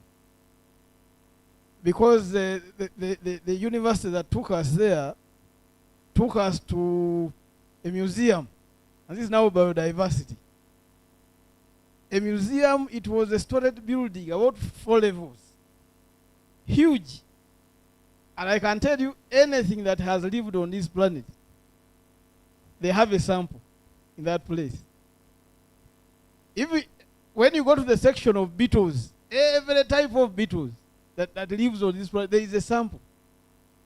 When you go to the section of frogs, any type of small, so long as it is a variety, I don't know which classification you can give, you have a sample. And the things that I see here in Uganda, they have our Ugandan biodiversity. Everything is in that building. And they are earning a huge amount of money for people to access it. Huge! And the traffic is too much. So I'm really looking at us getting to that level. I think my colleague here, Savannah, she was talking of a science center, but this country, we really need this kind of facility to be a tourist attraction, a source of revenue, a place where you can find biodiversity to learn, things you didn't know about. So I'm putting as a challenge to our keynote to see whether you can pick it up and share it at a certain forum. Thank you so much. All right, thank you very much. That's a very good supplement to the submission. Anything else? There is okay, right there. And then lastly, we shall have a gentleman in pink, or is it white? Yeah. Thank you so much, Mr. Moderator. Mine is a little bit raise ideas. Could you raise the microphone higher or switch it on? I have spent time meditating about. Hello. I've spent time meditating about how we bury people. Everybody who dies, concrete is dug, made and mixed, and then put there concrete. Could you just hold it 3 inches away from your, like a broadcaster? So what are we doing in terms of policy? Think about the various facets of our lives, including burial. Every day people die. Concrete is mixed and put in one place. Are we going to change in some of these things? Are we going to think about incrementing, like what some people do? What about what used to be our culture, burying in an earth grave? Generally, what policy interventions are being made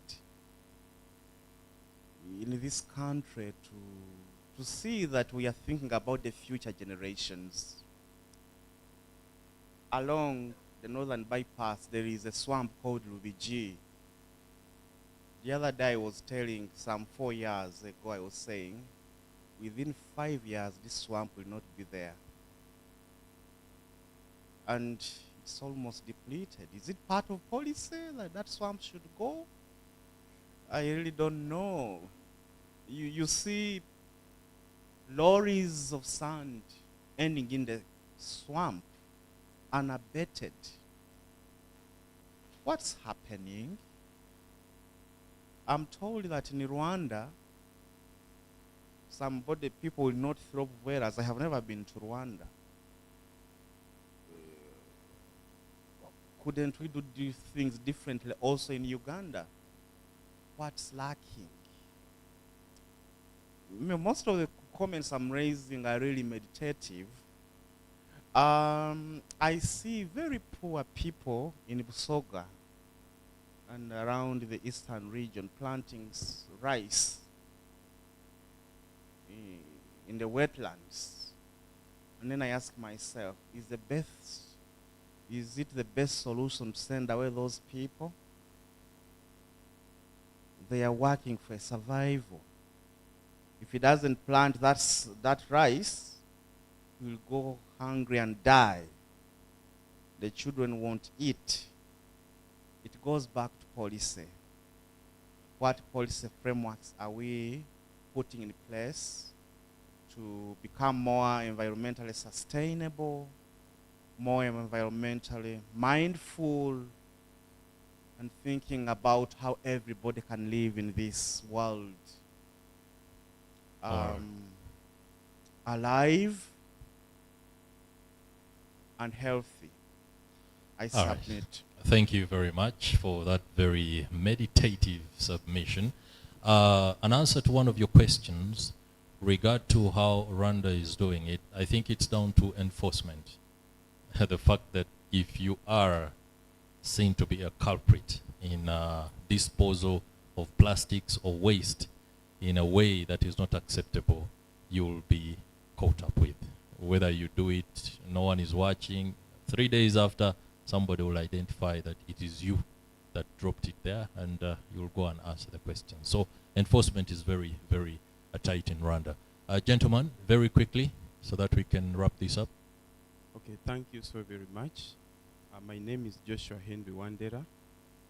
I'm a student of geography, so my question will directly go to the person who was talking about geographical issues.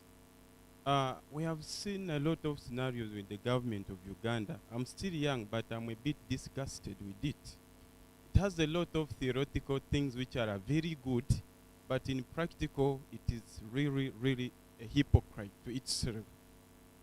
They have talked of wetland reclamation in various places. We have seen, I use this route when I'm going home. I come from the east. There's Mavira forest there.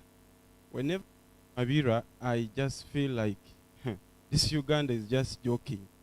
We have our Mabira forest there that has been encroached beyond normal, and they are crying of no rain.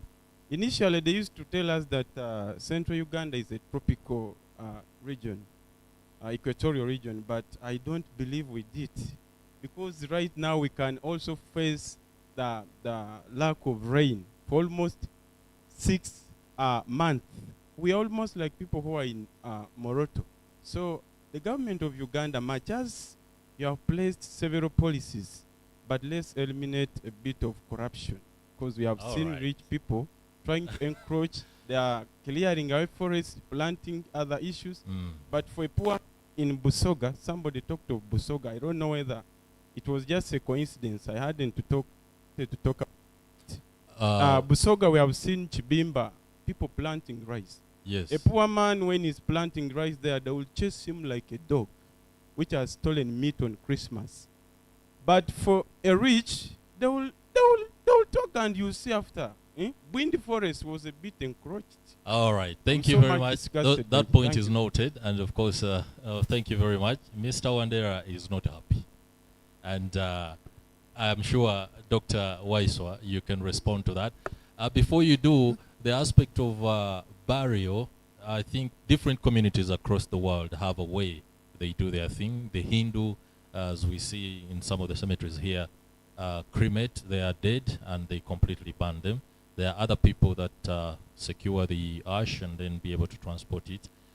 A suggestion was made one day that if they could roll your body into a pot, roll your body into a pot. Now imagine a 6'5" man, they roll you into a pot, and then they put you in a place and then put a tree that can grow so that you become the feeder for that particular tree. That was rejected first time because in some places that tree will have people talking. And as people pass by, they're like, hey, what are you doing here? Maybe, Chris, to add All on, right. Very quickly before Dr. Waiswa. Yeah. To add on that, Dr. Kenneth, about the barrier issue, it takes us back to social cultural issues. Yeah. Also goes back to cultures. Please, there's a mobile phone that needs to be attended to.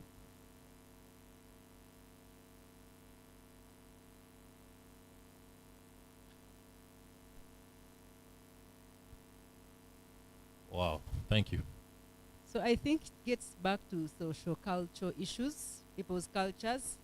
But I also believe that some of these cultures, if you do sensitizations about the implications of all that, some people can look into those cultural issues where I think they can affect the environment. I think at home, my home where I come from, we do just soil. And that was introduced by my grandfather. He said, I came from soil, I have to go back to soil. So everybody. So we don't have the concrete and all that. Yeah. All right. Me, if I am to consider that, you should be able to choose which tree is put on your, so that you either become an apple or a pine. You know, whatever fruit you love is what you can reincarnate into. All right, Dr. Waiso. Thank you, Chris, for giving me this opportunity. I'll talk about the issue of sand mining raised by somebody at the back. I think all what he says is true.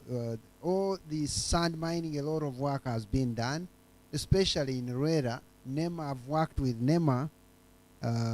We've supervised some research in Rwera. We've tried some restoration activities in Rwera. But from your background, I think what is supposed to be done is actually to you people in the construction industry to come up with innovative ways of how to reduce on the amount of sand that is used, but also noting that the sand mining in Rwera, if handled sustainably, would not lead to what we are seeing. There are a lot of, I mean, the sand that comes from there You may not know where it ends up, and I'm not at liberty to disclose that. It is used, it is not actually, all of it seems not used locally here. Okay? So for us as scientists, what is very important is to do research and come up with what we would call a sustainable way of utilizing that sand. What can we take out? At what rate? That is what is important. And once that is known, then that sand can be used. For others who have to use it, you have to come up with innovative ways. You've talked of the use of cement. Is it that we should be able to utilize more of other materials? Should we use the rocks? Should we? Which one is at least not going to lead to more damage? Because we still have to construct. And like somebody already alluded, my colleague here actually talked about the population control. People will not start living in trees. Okay? We have to be in houses. But how would we build those houses? And to us, for an ecosystem like Rueda, what is the sustainable amount of sand that can be gotten from there without damaging the ecosystem? That should be something that I think should be considered.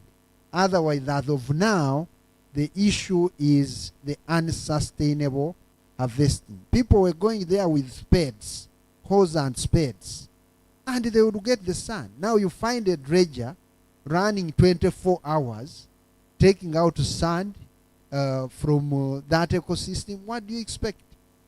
So I think we've exceeded the levels at which we are supposed to be mining that sand. I think that's what I can say about that. But you need to help us, you people, because everybody is involved. Don't expect a forester to go and address issues of construction or issues of construction in this country. We have people like you, the engineers. What innovative ways did you? How can we build houses in this era which will ensure that we don't need more of the other materials? But should that not happen, then we have to make a decision and say, okay, this is the sustainable level of harvesting. Anything outside that should not be allowed. And now we go back to enforcing the policies. Thank you. All right. Can I have the microphone come to Dr. Kyambogo as Doctor prepares to respond? I am reliably informed that the chief guest, of course, as emblazoned here, will be the Minister of Education and Sports, who is also the First Lady. So it is my prayer, especially to the IT team, that some of the submissions by the gentlemen be recorded and replayed tomorrow, so that aspects like Mabira, as Mr. Wandera has opined, and your concerns about corruption can be heard, because right now I don't want to put any of these gentlemen and lady on the spot to answer to government questions. I hope you understand. Yes, thank you, moderator, for that disclaimer. We represent ourselves, only the institutions that house us, and not government of Uganda. Dr. Bwire mentioned about the algae in Lake Victoria and increasing algae, and I'm addressing this to Otim Timothy, an architect student. I'm sure that is from the Faculty of Engineering, Design, and others. We need to refrain from finger pointing. I, who is not an expert, could tell you that one of the problems of Lake Victoria is because the engineers working in the KCCA nicely concreted Nachivabo River.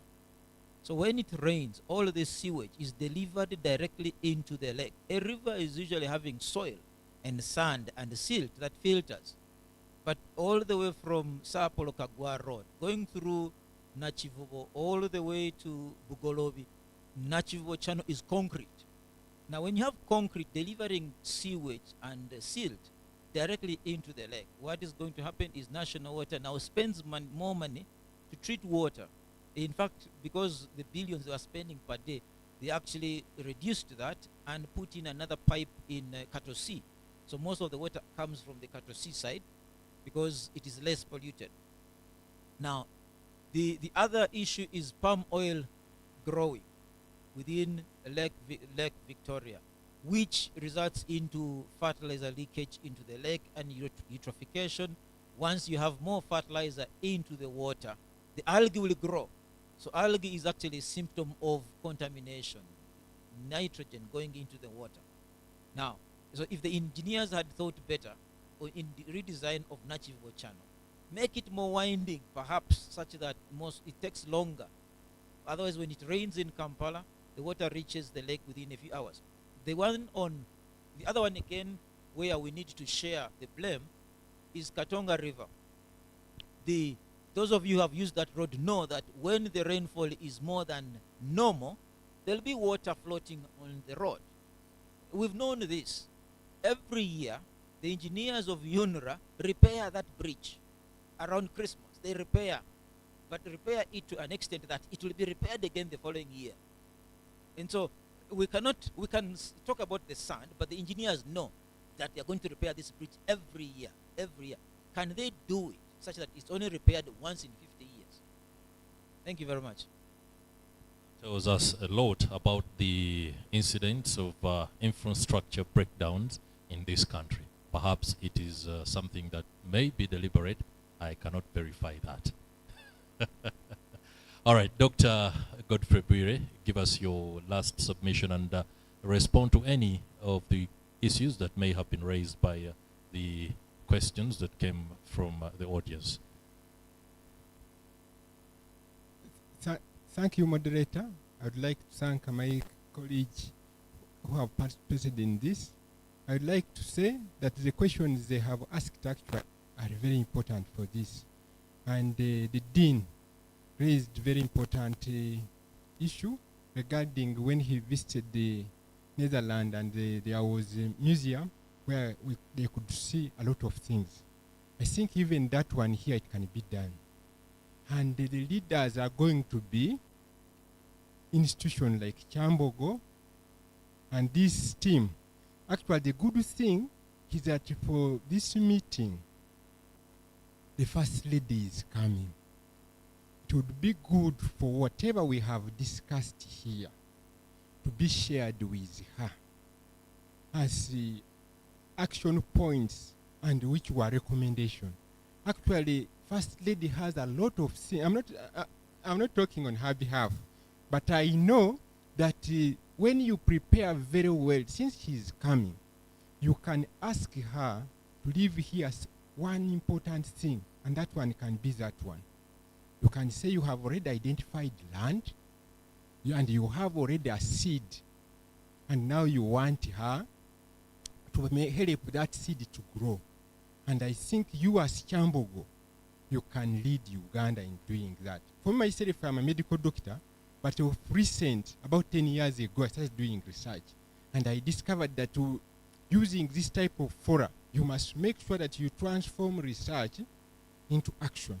Like the way you have invited us here, you can make out of it a small policy brief, which you can brief the First Lady, and you make sure that he goes with it.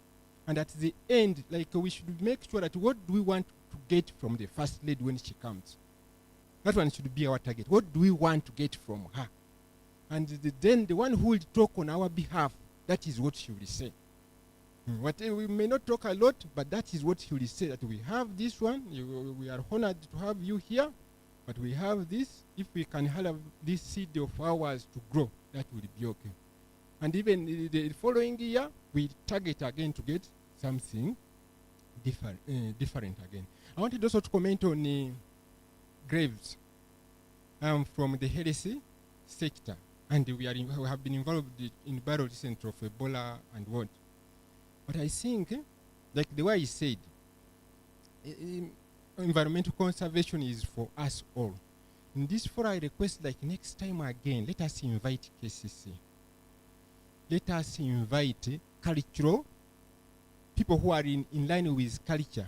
And I think as Kyambogo, you can still take a lead by doing, like in this forum, you can share you can have some little money where you can facilitate people, do some research in regard to that, and they share good practices. Like I saw the grave of Pele, I think. There is somebody in Brazil, either Madonna or who was buried on a flood. That is Pele. Both were put in mausoleums. Yeah. So we could start also using, at least if we have to invite these people who matter, and we share with them that type of information, because very, very soon our population will be very big. So that is what I would like to say, that this is a very good forum. Like even me as health sector participating in this, here I feel very happy. I know that together we are becoming very, very strong. So regarding the cemeteries, KCCA has a very big role. Let us have local governments, cities, local governments, and traditional healers. Because once we convince them, then the rest will be okay. Thank you so much. Let us have more meetings like this one. Great. A round of applause for Dr. Godfrey Bwire, and of course, another round of applause for all the panelists in their collective form for those very important perspectives. I hope and I am praying the discussions on burial and death don't cause another storm in this country. All right. Before we end, I would like to just share something. As the submissions were being made on heritage, I was able to land on a narrative here about mobilizing action, and it's part of the Kusi Festival, one of the that by should meet. What is the about the microphone? One of the initiatives being undertaken by Nation Media Group to galvanize action and get resources. The story about Africa and climate change has to be better told. Now, organizing ourselves, like Doctor is suggesting, is one of the things of better telling the story. This requires greater reporting by the media, documentary making, social media storytelling. I see very many young people here who have the ability to use their mobile phones and tell the stories better, and popular visualization. Additionally, a recent study showed that more than 120 African coastal heritage sites is the key word, are threatened by rising sea levels and erosion, while devastating effects for unique species and human history, unless urgent measures are taken to protect them, will be destroyed. What opportunities exist for creating compelling narratives and to further advance the documentation of climate on our heritage? So that's a very important aspect. Many thanks for ensuring that it's given the kind of attention that it has been given. Around about to invite my panelists to depart and find comfort in the audience so that we can give time and space for the next activity that shall be following. Many thanks. Another round of applause. All right, Director of Ceremonies, I think I have done my part in as far as moderating this session is concerned. Thank you for the opportunity, and of course, thank you too for the audience for the very attentive ears, but most importantly, the questions, the submissions, and supplementing some of the discussion and the debates that have been with us here. I am Chris Higenyi. We do follow each other on Twitter for the youth, so please ensure that you follow at Chris Higenyi on Twitter. You can also drop me a friend request on Facebook. We need to be friends and talk about the things, innovations in Kyambogo, and how you guys are at the forefront of it. On Morning at NTV, especially in my tenure, because it's a standalone program that you can be able to drive an agenda. Climate change is big, and for me to be able to be part of STEAM Festival was something that we had a conversation about, and it's something that I would love to be part of. Now, for the innovations that are being undertaken by students across the various faculties here, we need time and space to broadcast them as part of popular visualization of the climate change narrative. That one is important. Only when your innovations are showcased in a targeted manner. Forget the tendency to think because you're working on something, people no, absolutely not. It has to be targeted, it has to be deliberate. That is when action will be achieved. Thank you very much. Now, in the midst of greatness, you're most welcome, Mr. Vice Chancellor.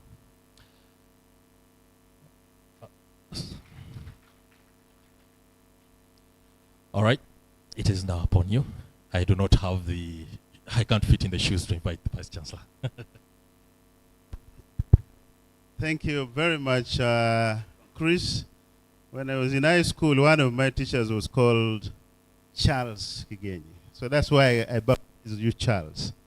But also, luckily enough, you know that one king in this world is also Charles. So one day you might be there and you could become a Charles, but not the king anyway.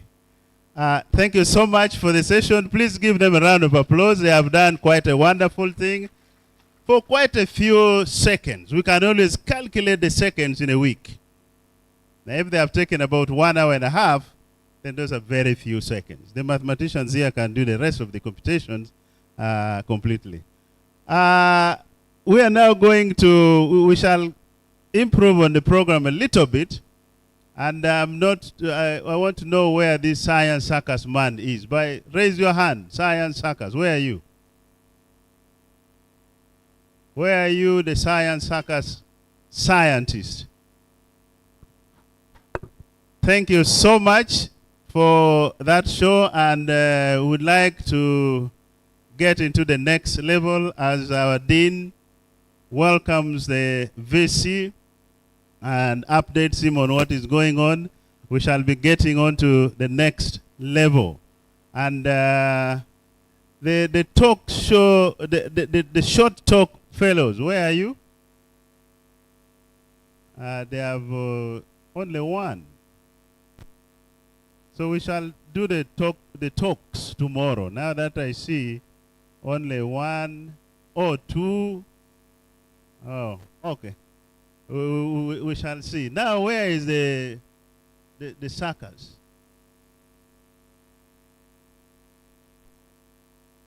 Where is the guy of the circus? So that we will get ready, moving onto some direction.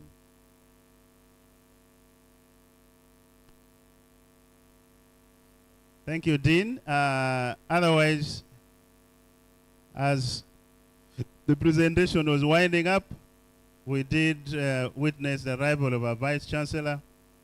And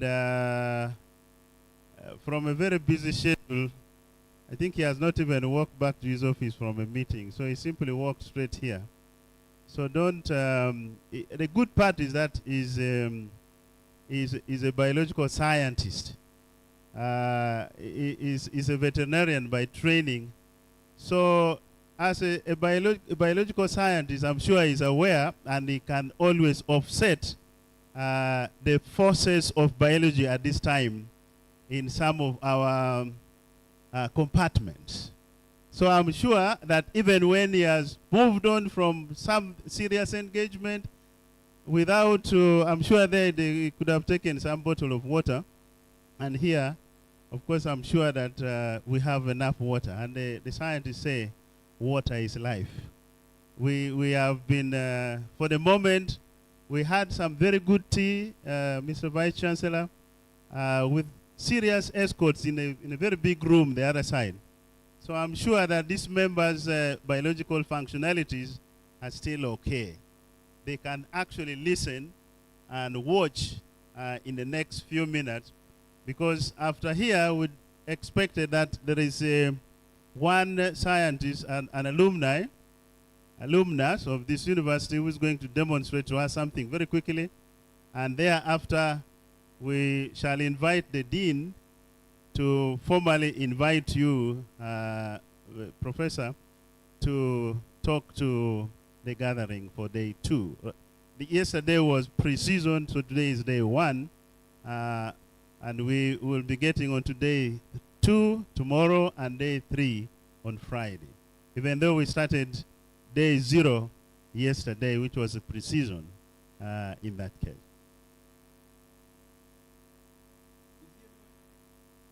Right, thank you.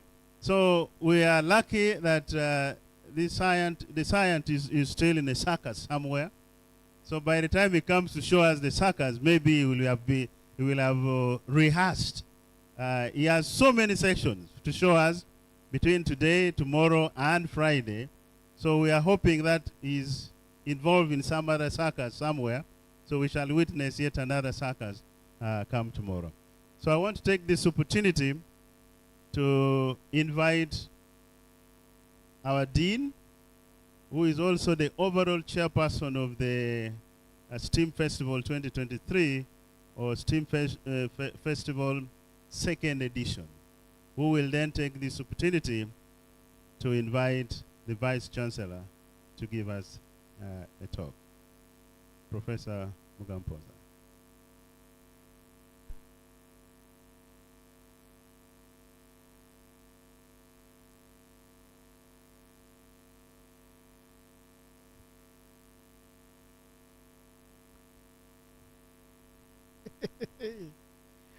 We really have a very powerful Vice Chancellor.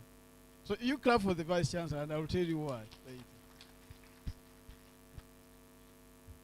Because if it's not Professor Katunguka, he would not be here. I know he works with top management, but his passion for research, innovation, and ensuring that we share our research and innovations with the public, with our stakeholders, is unmeasurable. We really, really appreciate that, Professor. I'm not going to be tempted to go back to my speech that I gave earlier. So the protocol was observed in the morning, Prof. And I actually would like, first of all, to welcome you to come and bless the preliminary opening of STEAM Festival, 2nd edition, 2023. Thanks so much for blessing that occasion. The festival started yesterday with a conference in which 16 members of staff and 1 graduate student shared their research findings of the grant that was awarded to them by Kyambogo University Competitive Grants Ad Hoc Committee. Very, very fruitful discussions and presentations. Will give you a written report about that event, Professor. So essentially, as you know, Prof, we are here to disseminate science, technology, and innovation. And we do all this for community development. We have a number of stakeholders whom I'm very sure you will properly acknowledge, especially tomorrow at the climax of the events when we have our guest of honor. So our stakeholders, you will be properly acknowledged by the Vice Chancellor in his speech, I guess, tomorrow. But to mention but a few, we have Kyambogo University community, Professor. We have stakeholders from other universities, especially Makerere University. We have colleagues from government parastatals. We have the SMEs. Most of them are in the exhibition stores, which we shall request you to pre-inspect after this session. And then we have high schools. We have many others that we'll mention at a later stage. So thank you so much for really honoring our invitation and coming to participate in this festival once again.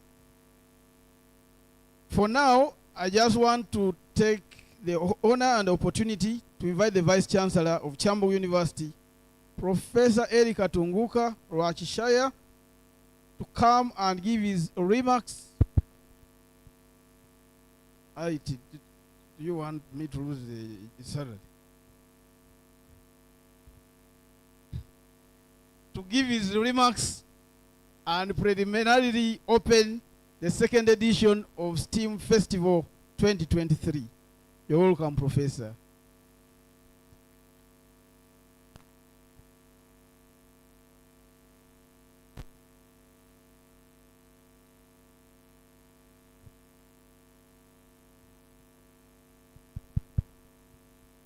Thank you very much, Dean Mugampoza,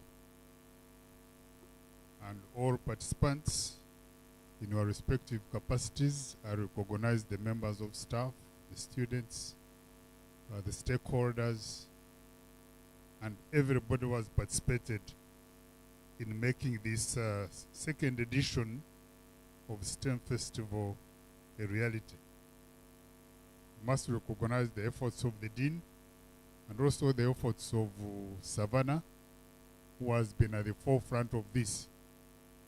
I know Savannah wanted a football match.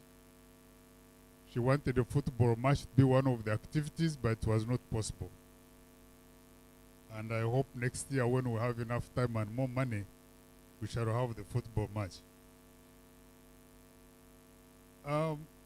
Having said that, the theme of this festival is the same as the last one, really demystifying science, innovation, technology, all for community development. And I want to thank you for the effort to make this an annual event. Because last year, when we had it, it came out really very nice. It showed what our people were doing here, members of staff and students in the area of innovation. And that inspired us to make it an annual event. Despite the financial challenges the university and the country are facing at this time, we said we need to do everything possible to make it an annual event. So of course goes along with my passion for research and innovation. In my previous assignments, when I was still in Makerere, I was in charge of research for the entire university for about 10 years. And that put me in touch with very many stakeholders who are interested in supporting research. And when I came here, one of the things I promised to do for the university was to enhance research in the university, in this new university. I'm saying new because Kyambogo University is now about 20 years. And in the life of a university, 20 years is a very short time. 20 years just comes around. I visited the University of Lyon, which is about 790 years. The University of Glasgow, where I went to, is 550 years. And they are grappling with the same challenges that we are grappling with here after 550 years. So,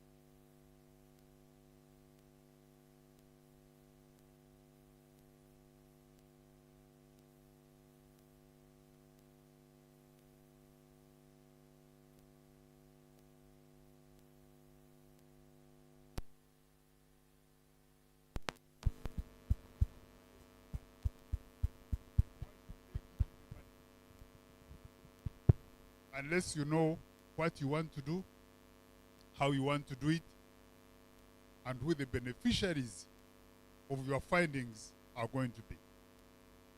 That way you'll get the money. I'm glad to say that some members of that committee, Professor Mugampoza is here, the mathematician is there, he's a member of the committee, and they are fairly hard people. They really scrutinize these proposals overnight and make sure that the good ones are the ones that win. I'm glad that yesterday you had the opportunity to listen to some of the findings these people came up with. I'm sorry I missed it yesterday because of other engagements. But I'll have an opportunity to read the abstracts and then know what they were saying. But that's one of the activities of a university, dissemination of research findings. In addition to disseminating the findings here, they should go back and disseminate the same findings where they collected their data from. Because you go there, you tell people we're working on this, and then you must go back and tell them what happened to the data that they gave you. This brings me to another issue of translating science or research into policy. So once you do good research, your research should be translated into a policy, sort of a societal problem. That means you are going to come up with that problem together with the stakeholders. You design a problem, you do research, you come up with findings, and those findings should help you to come up with a policy to address that problem. That's how universities become relevant. So we're working on this, and I'm glad that many people are starting to wake up. Because as a young university, interesting people in this research was not easy. When we started it, they said, this is Katunguka's money. 1.5 billion is my money. I wish I could have it. So for every year, the university has been putting in about 1.5 billion into this competitive research grant. And last year, Parliament gave us another billion, which brought it 2.5 billion. That's how we're able to give people more money so that they can continue doing research. Through that research, they're able to publish, they're able to supervise students, and then we have seen many of them growing in their academic career. Senior lecturers, associate professors, and for the first time, Kyambogo started producing its own full professors.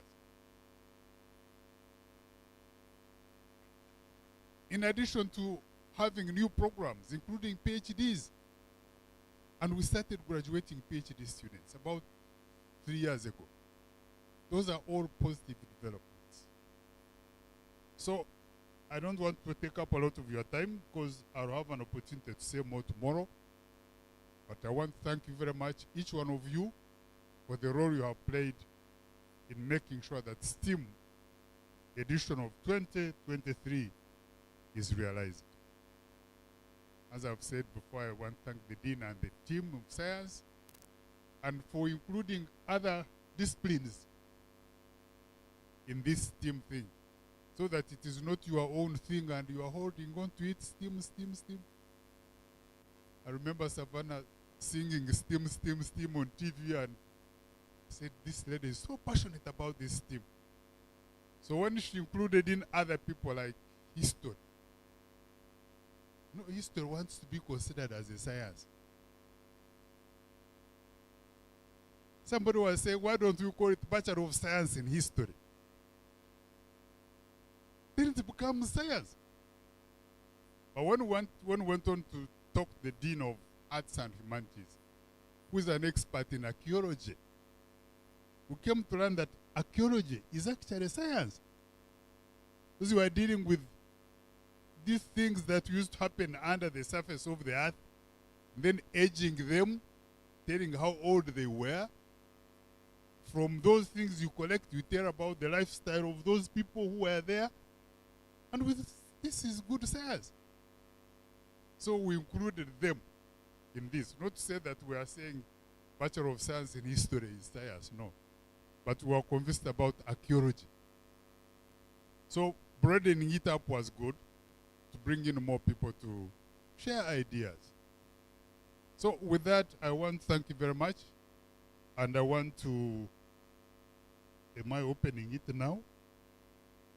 There is a preliminary opening. Okay, as requested, I'm opening this preliminarily, waiting for tomorrow's opening. I'm told I need to go down here and inspect all the stores. And I want to thank you very much. And look forward to seeing you tomorrow when the guest of honor is here. With that, thank you very much, and may God bless you.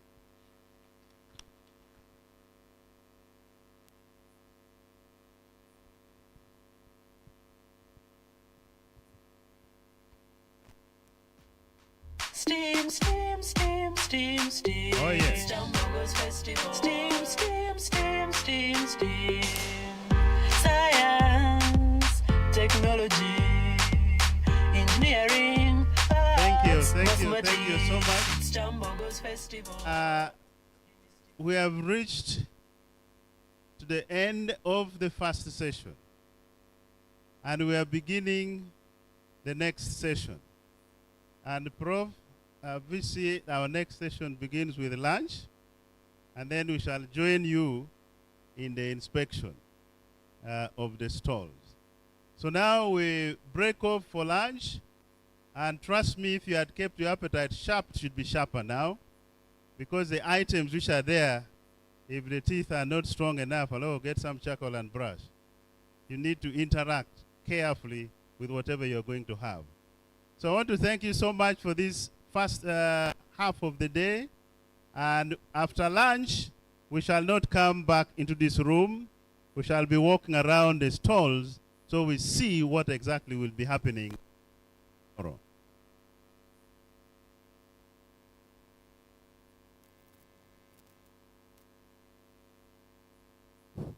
Right. I'm told, just in case you may not access that room for food, there are foods, tribes of foods, yeah? All categories. You can have the freshly boiled beans, the beans which are boiled, not very fresh because the beans were yesterday, were harvested last year. And then you can also have the beans which have been mixed with OD. Do you know OD? Mm-hmm. You can also have the beans which have been fried using, there are many levels of cooking oil. I mean, when I was young, I used to eat all the tribes of meat. The ones that have just been, harvested fresh. The ones that have been on the other stuff for about 2 weeks. So, right over here, at very subsidized. The dean, good enough, subsidized for us the prices the other side. From his own pocket, by the way. He subsidized. Prof, we are very happy to have a dean like him who could really go all the way. Instead of taking a meal at 40,000 here, the dean has paid off a half. So you can imagine. So you're going to eat, just pay the other half. Yeah? I don't know how much. Could even be less. Far less. Yeah. So thank you so much. It's now time for us to have a break for lunch. After that, please don't return to this room. We shall open this room for all other things tomorrow. And please ensure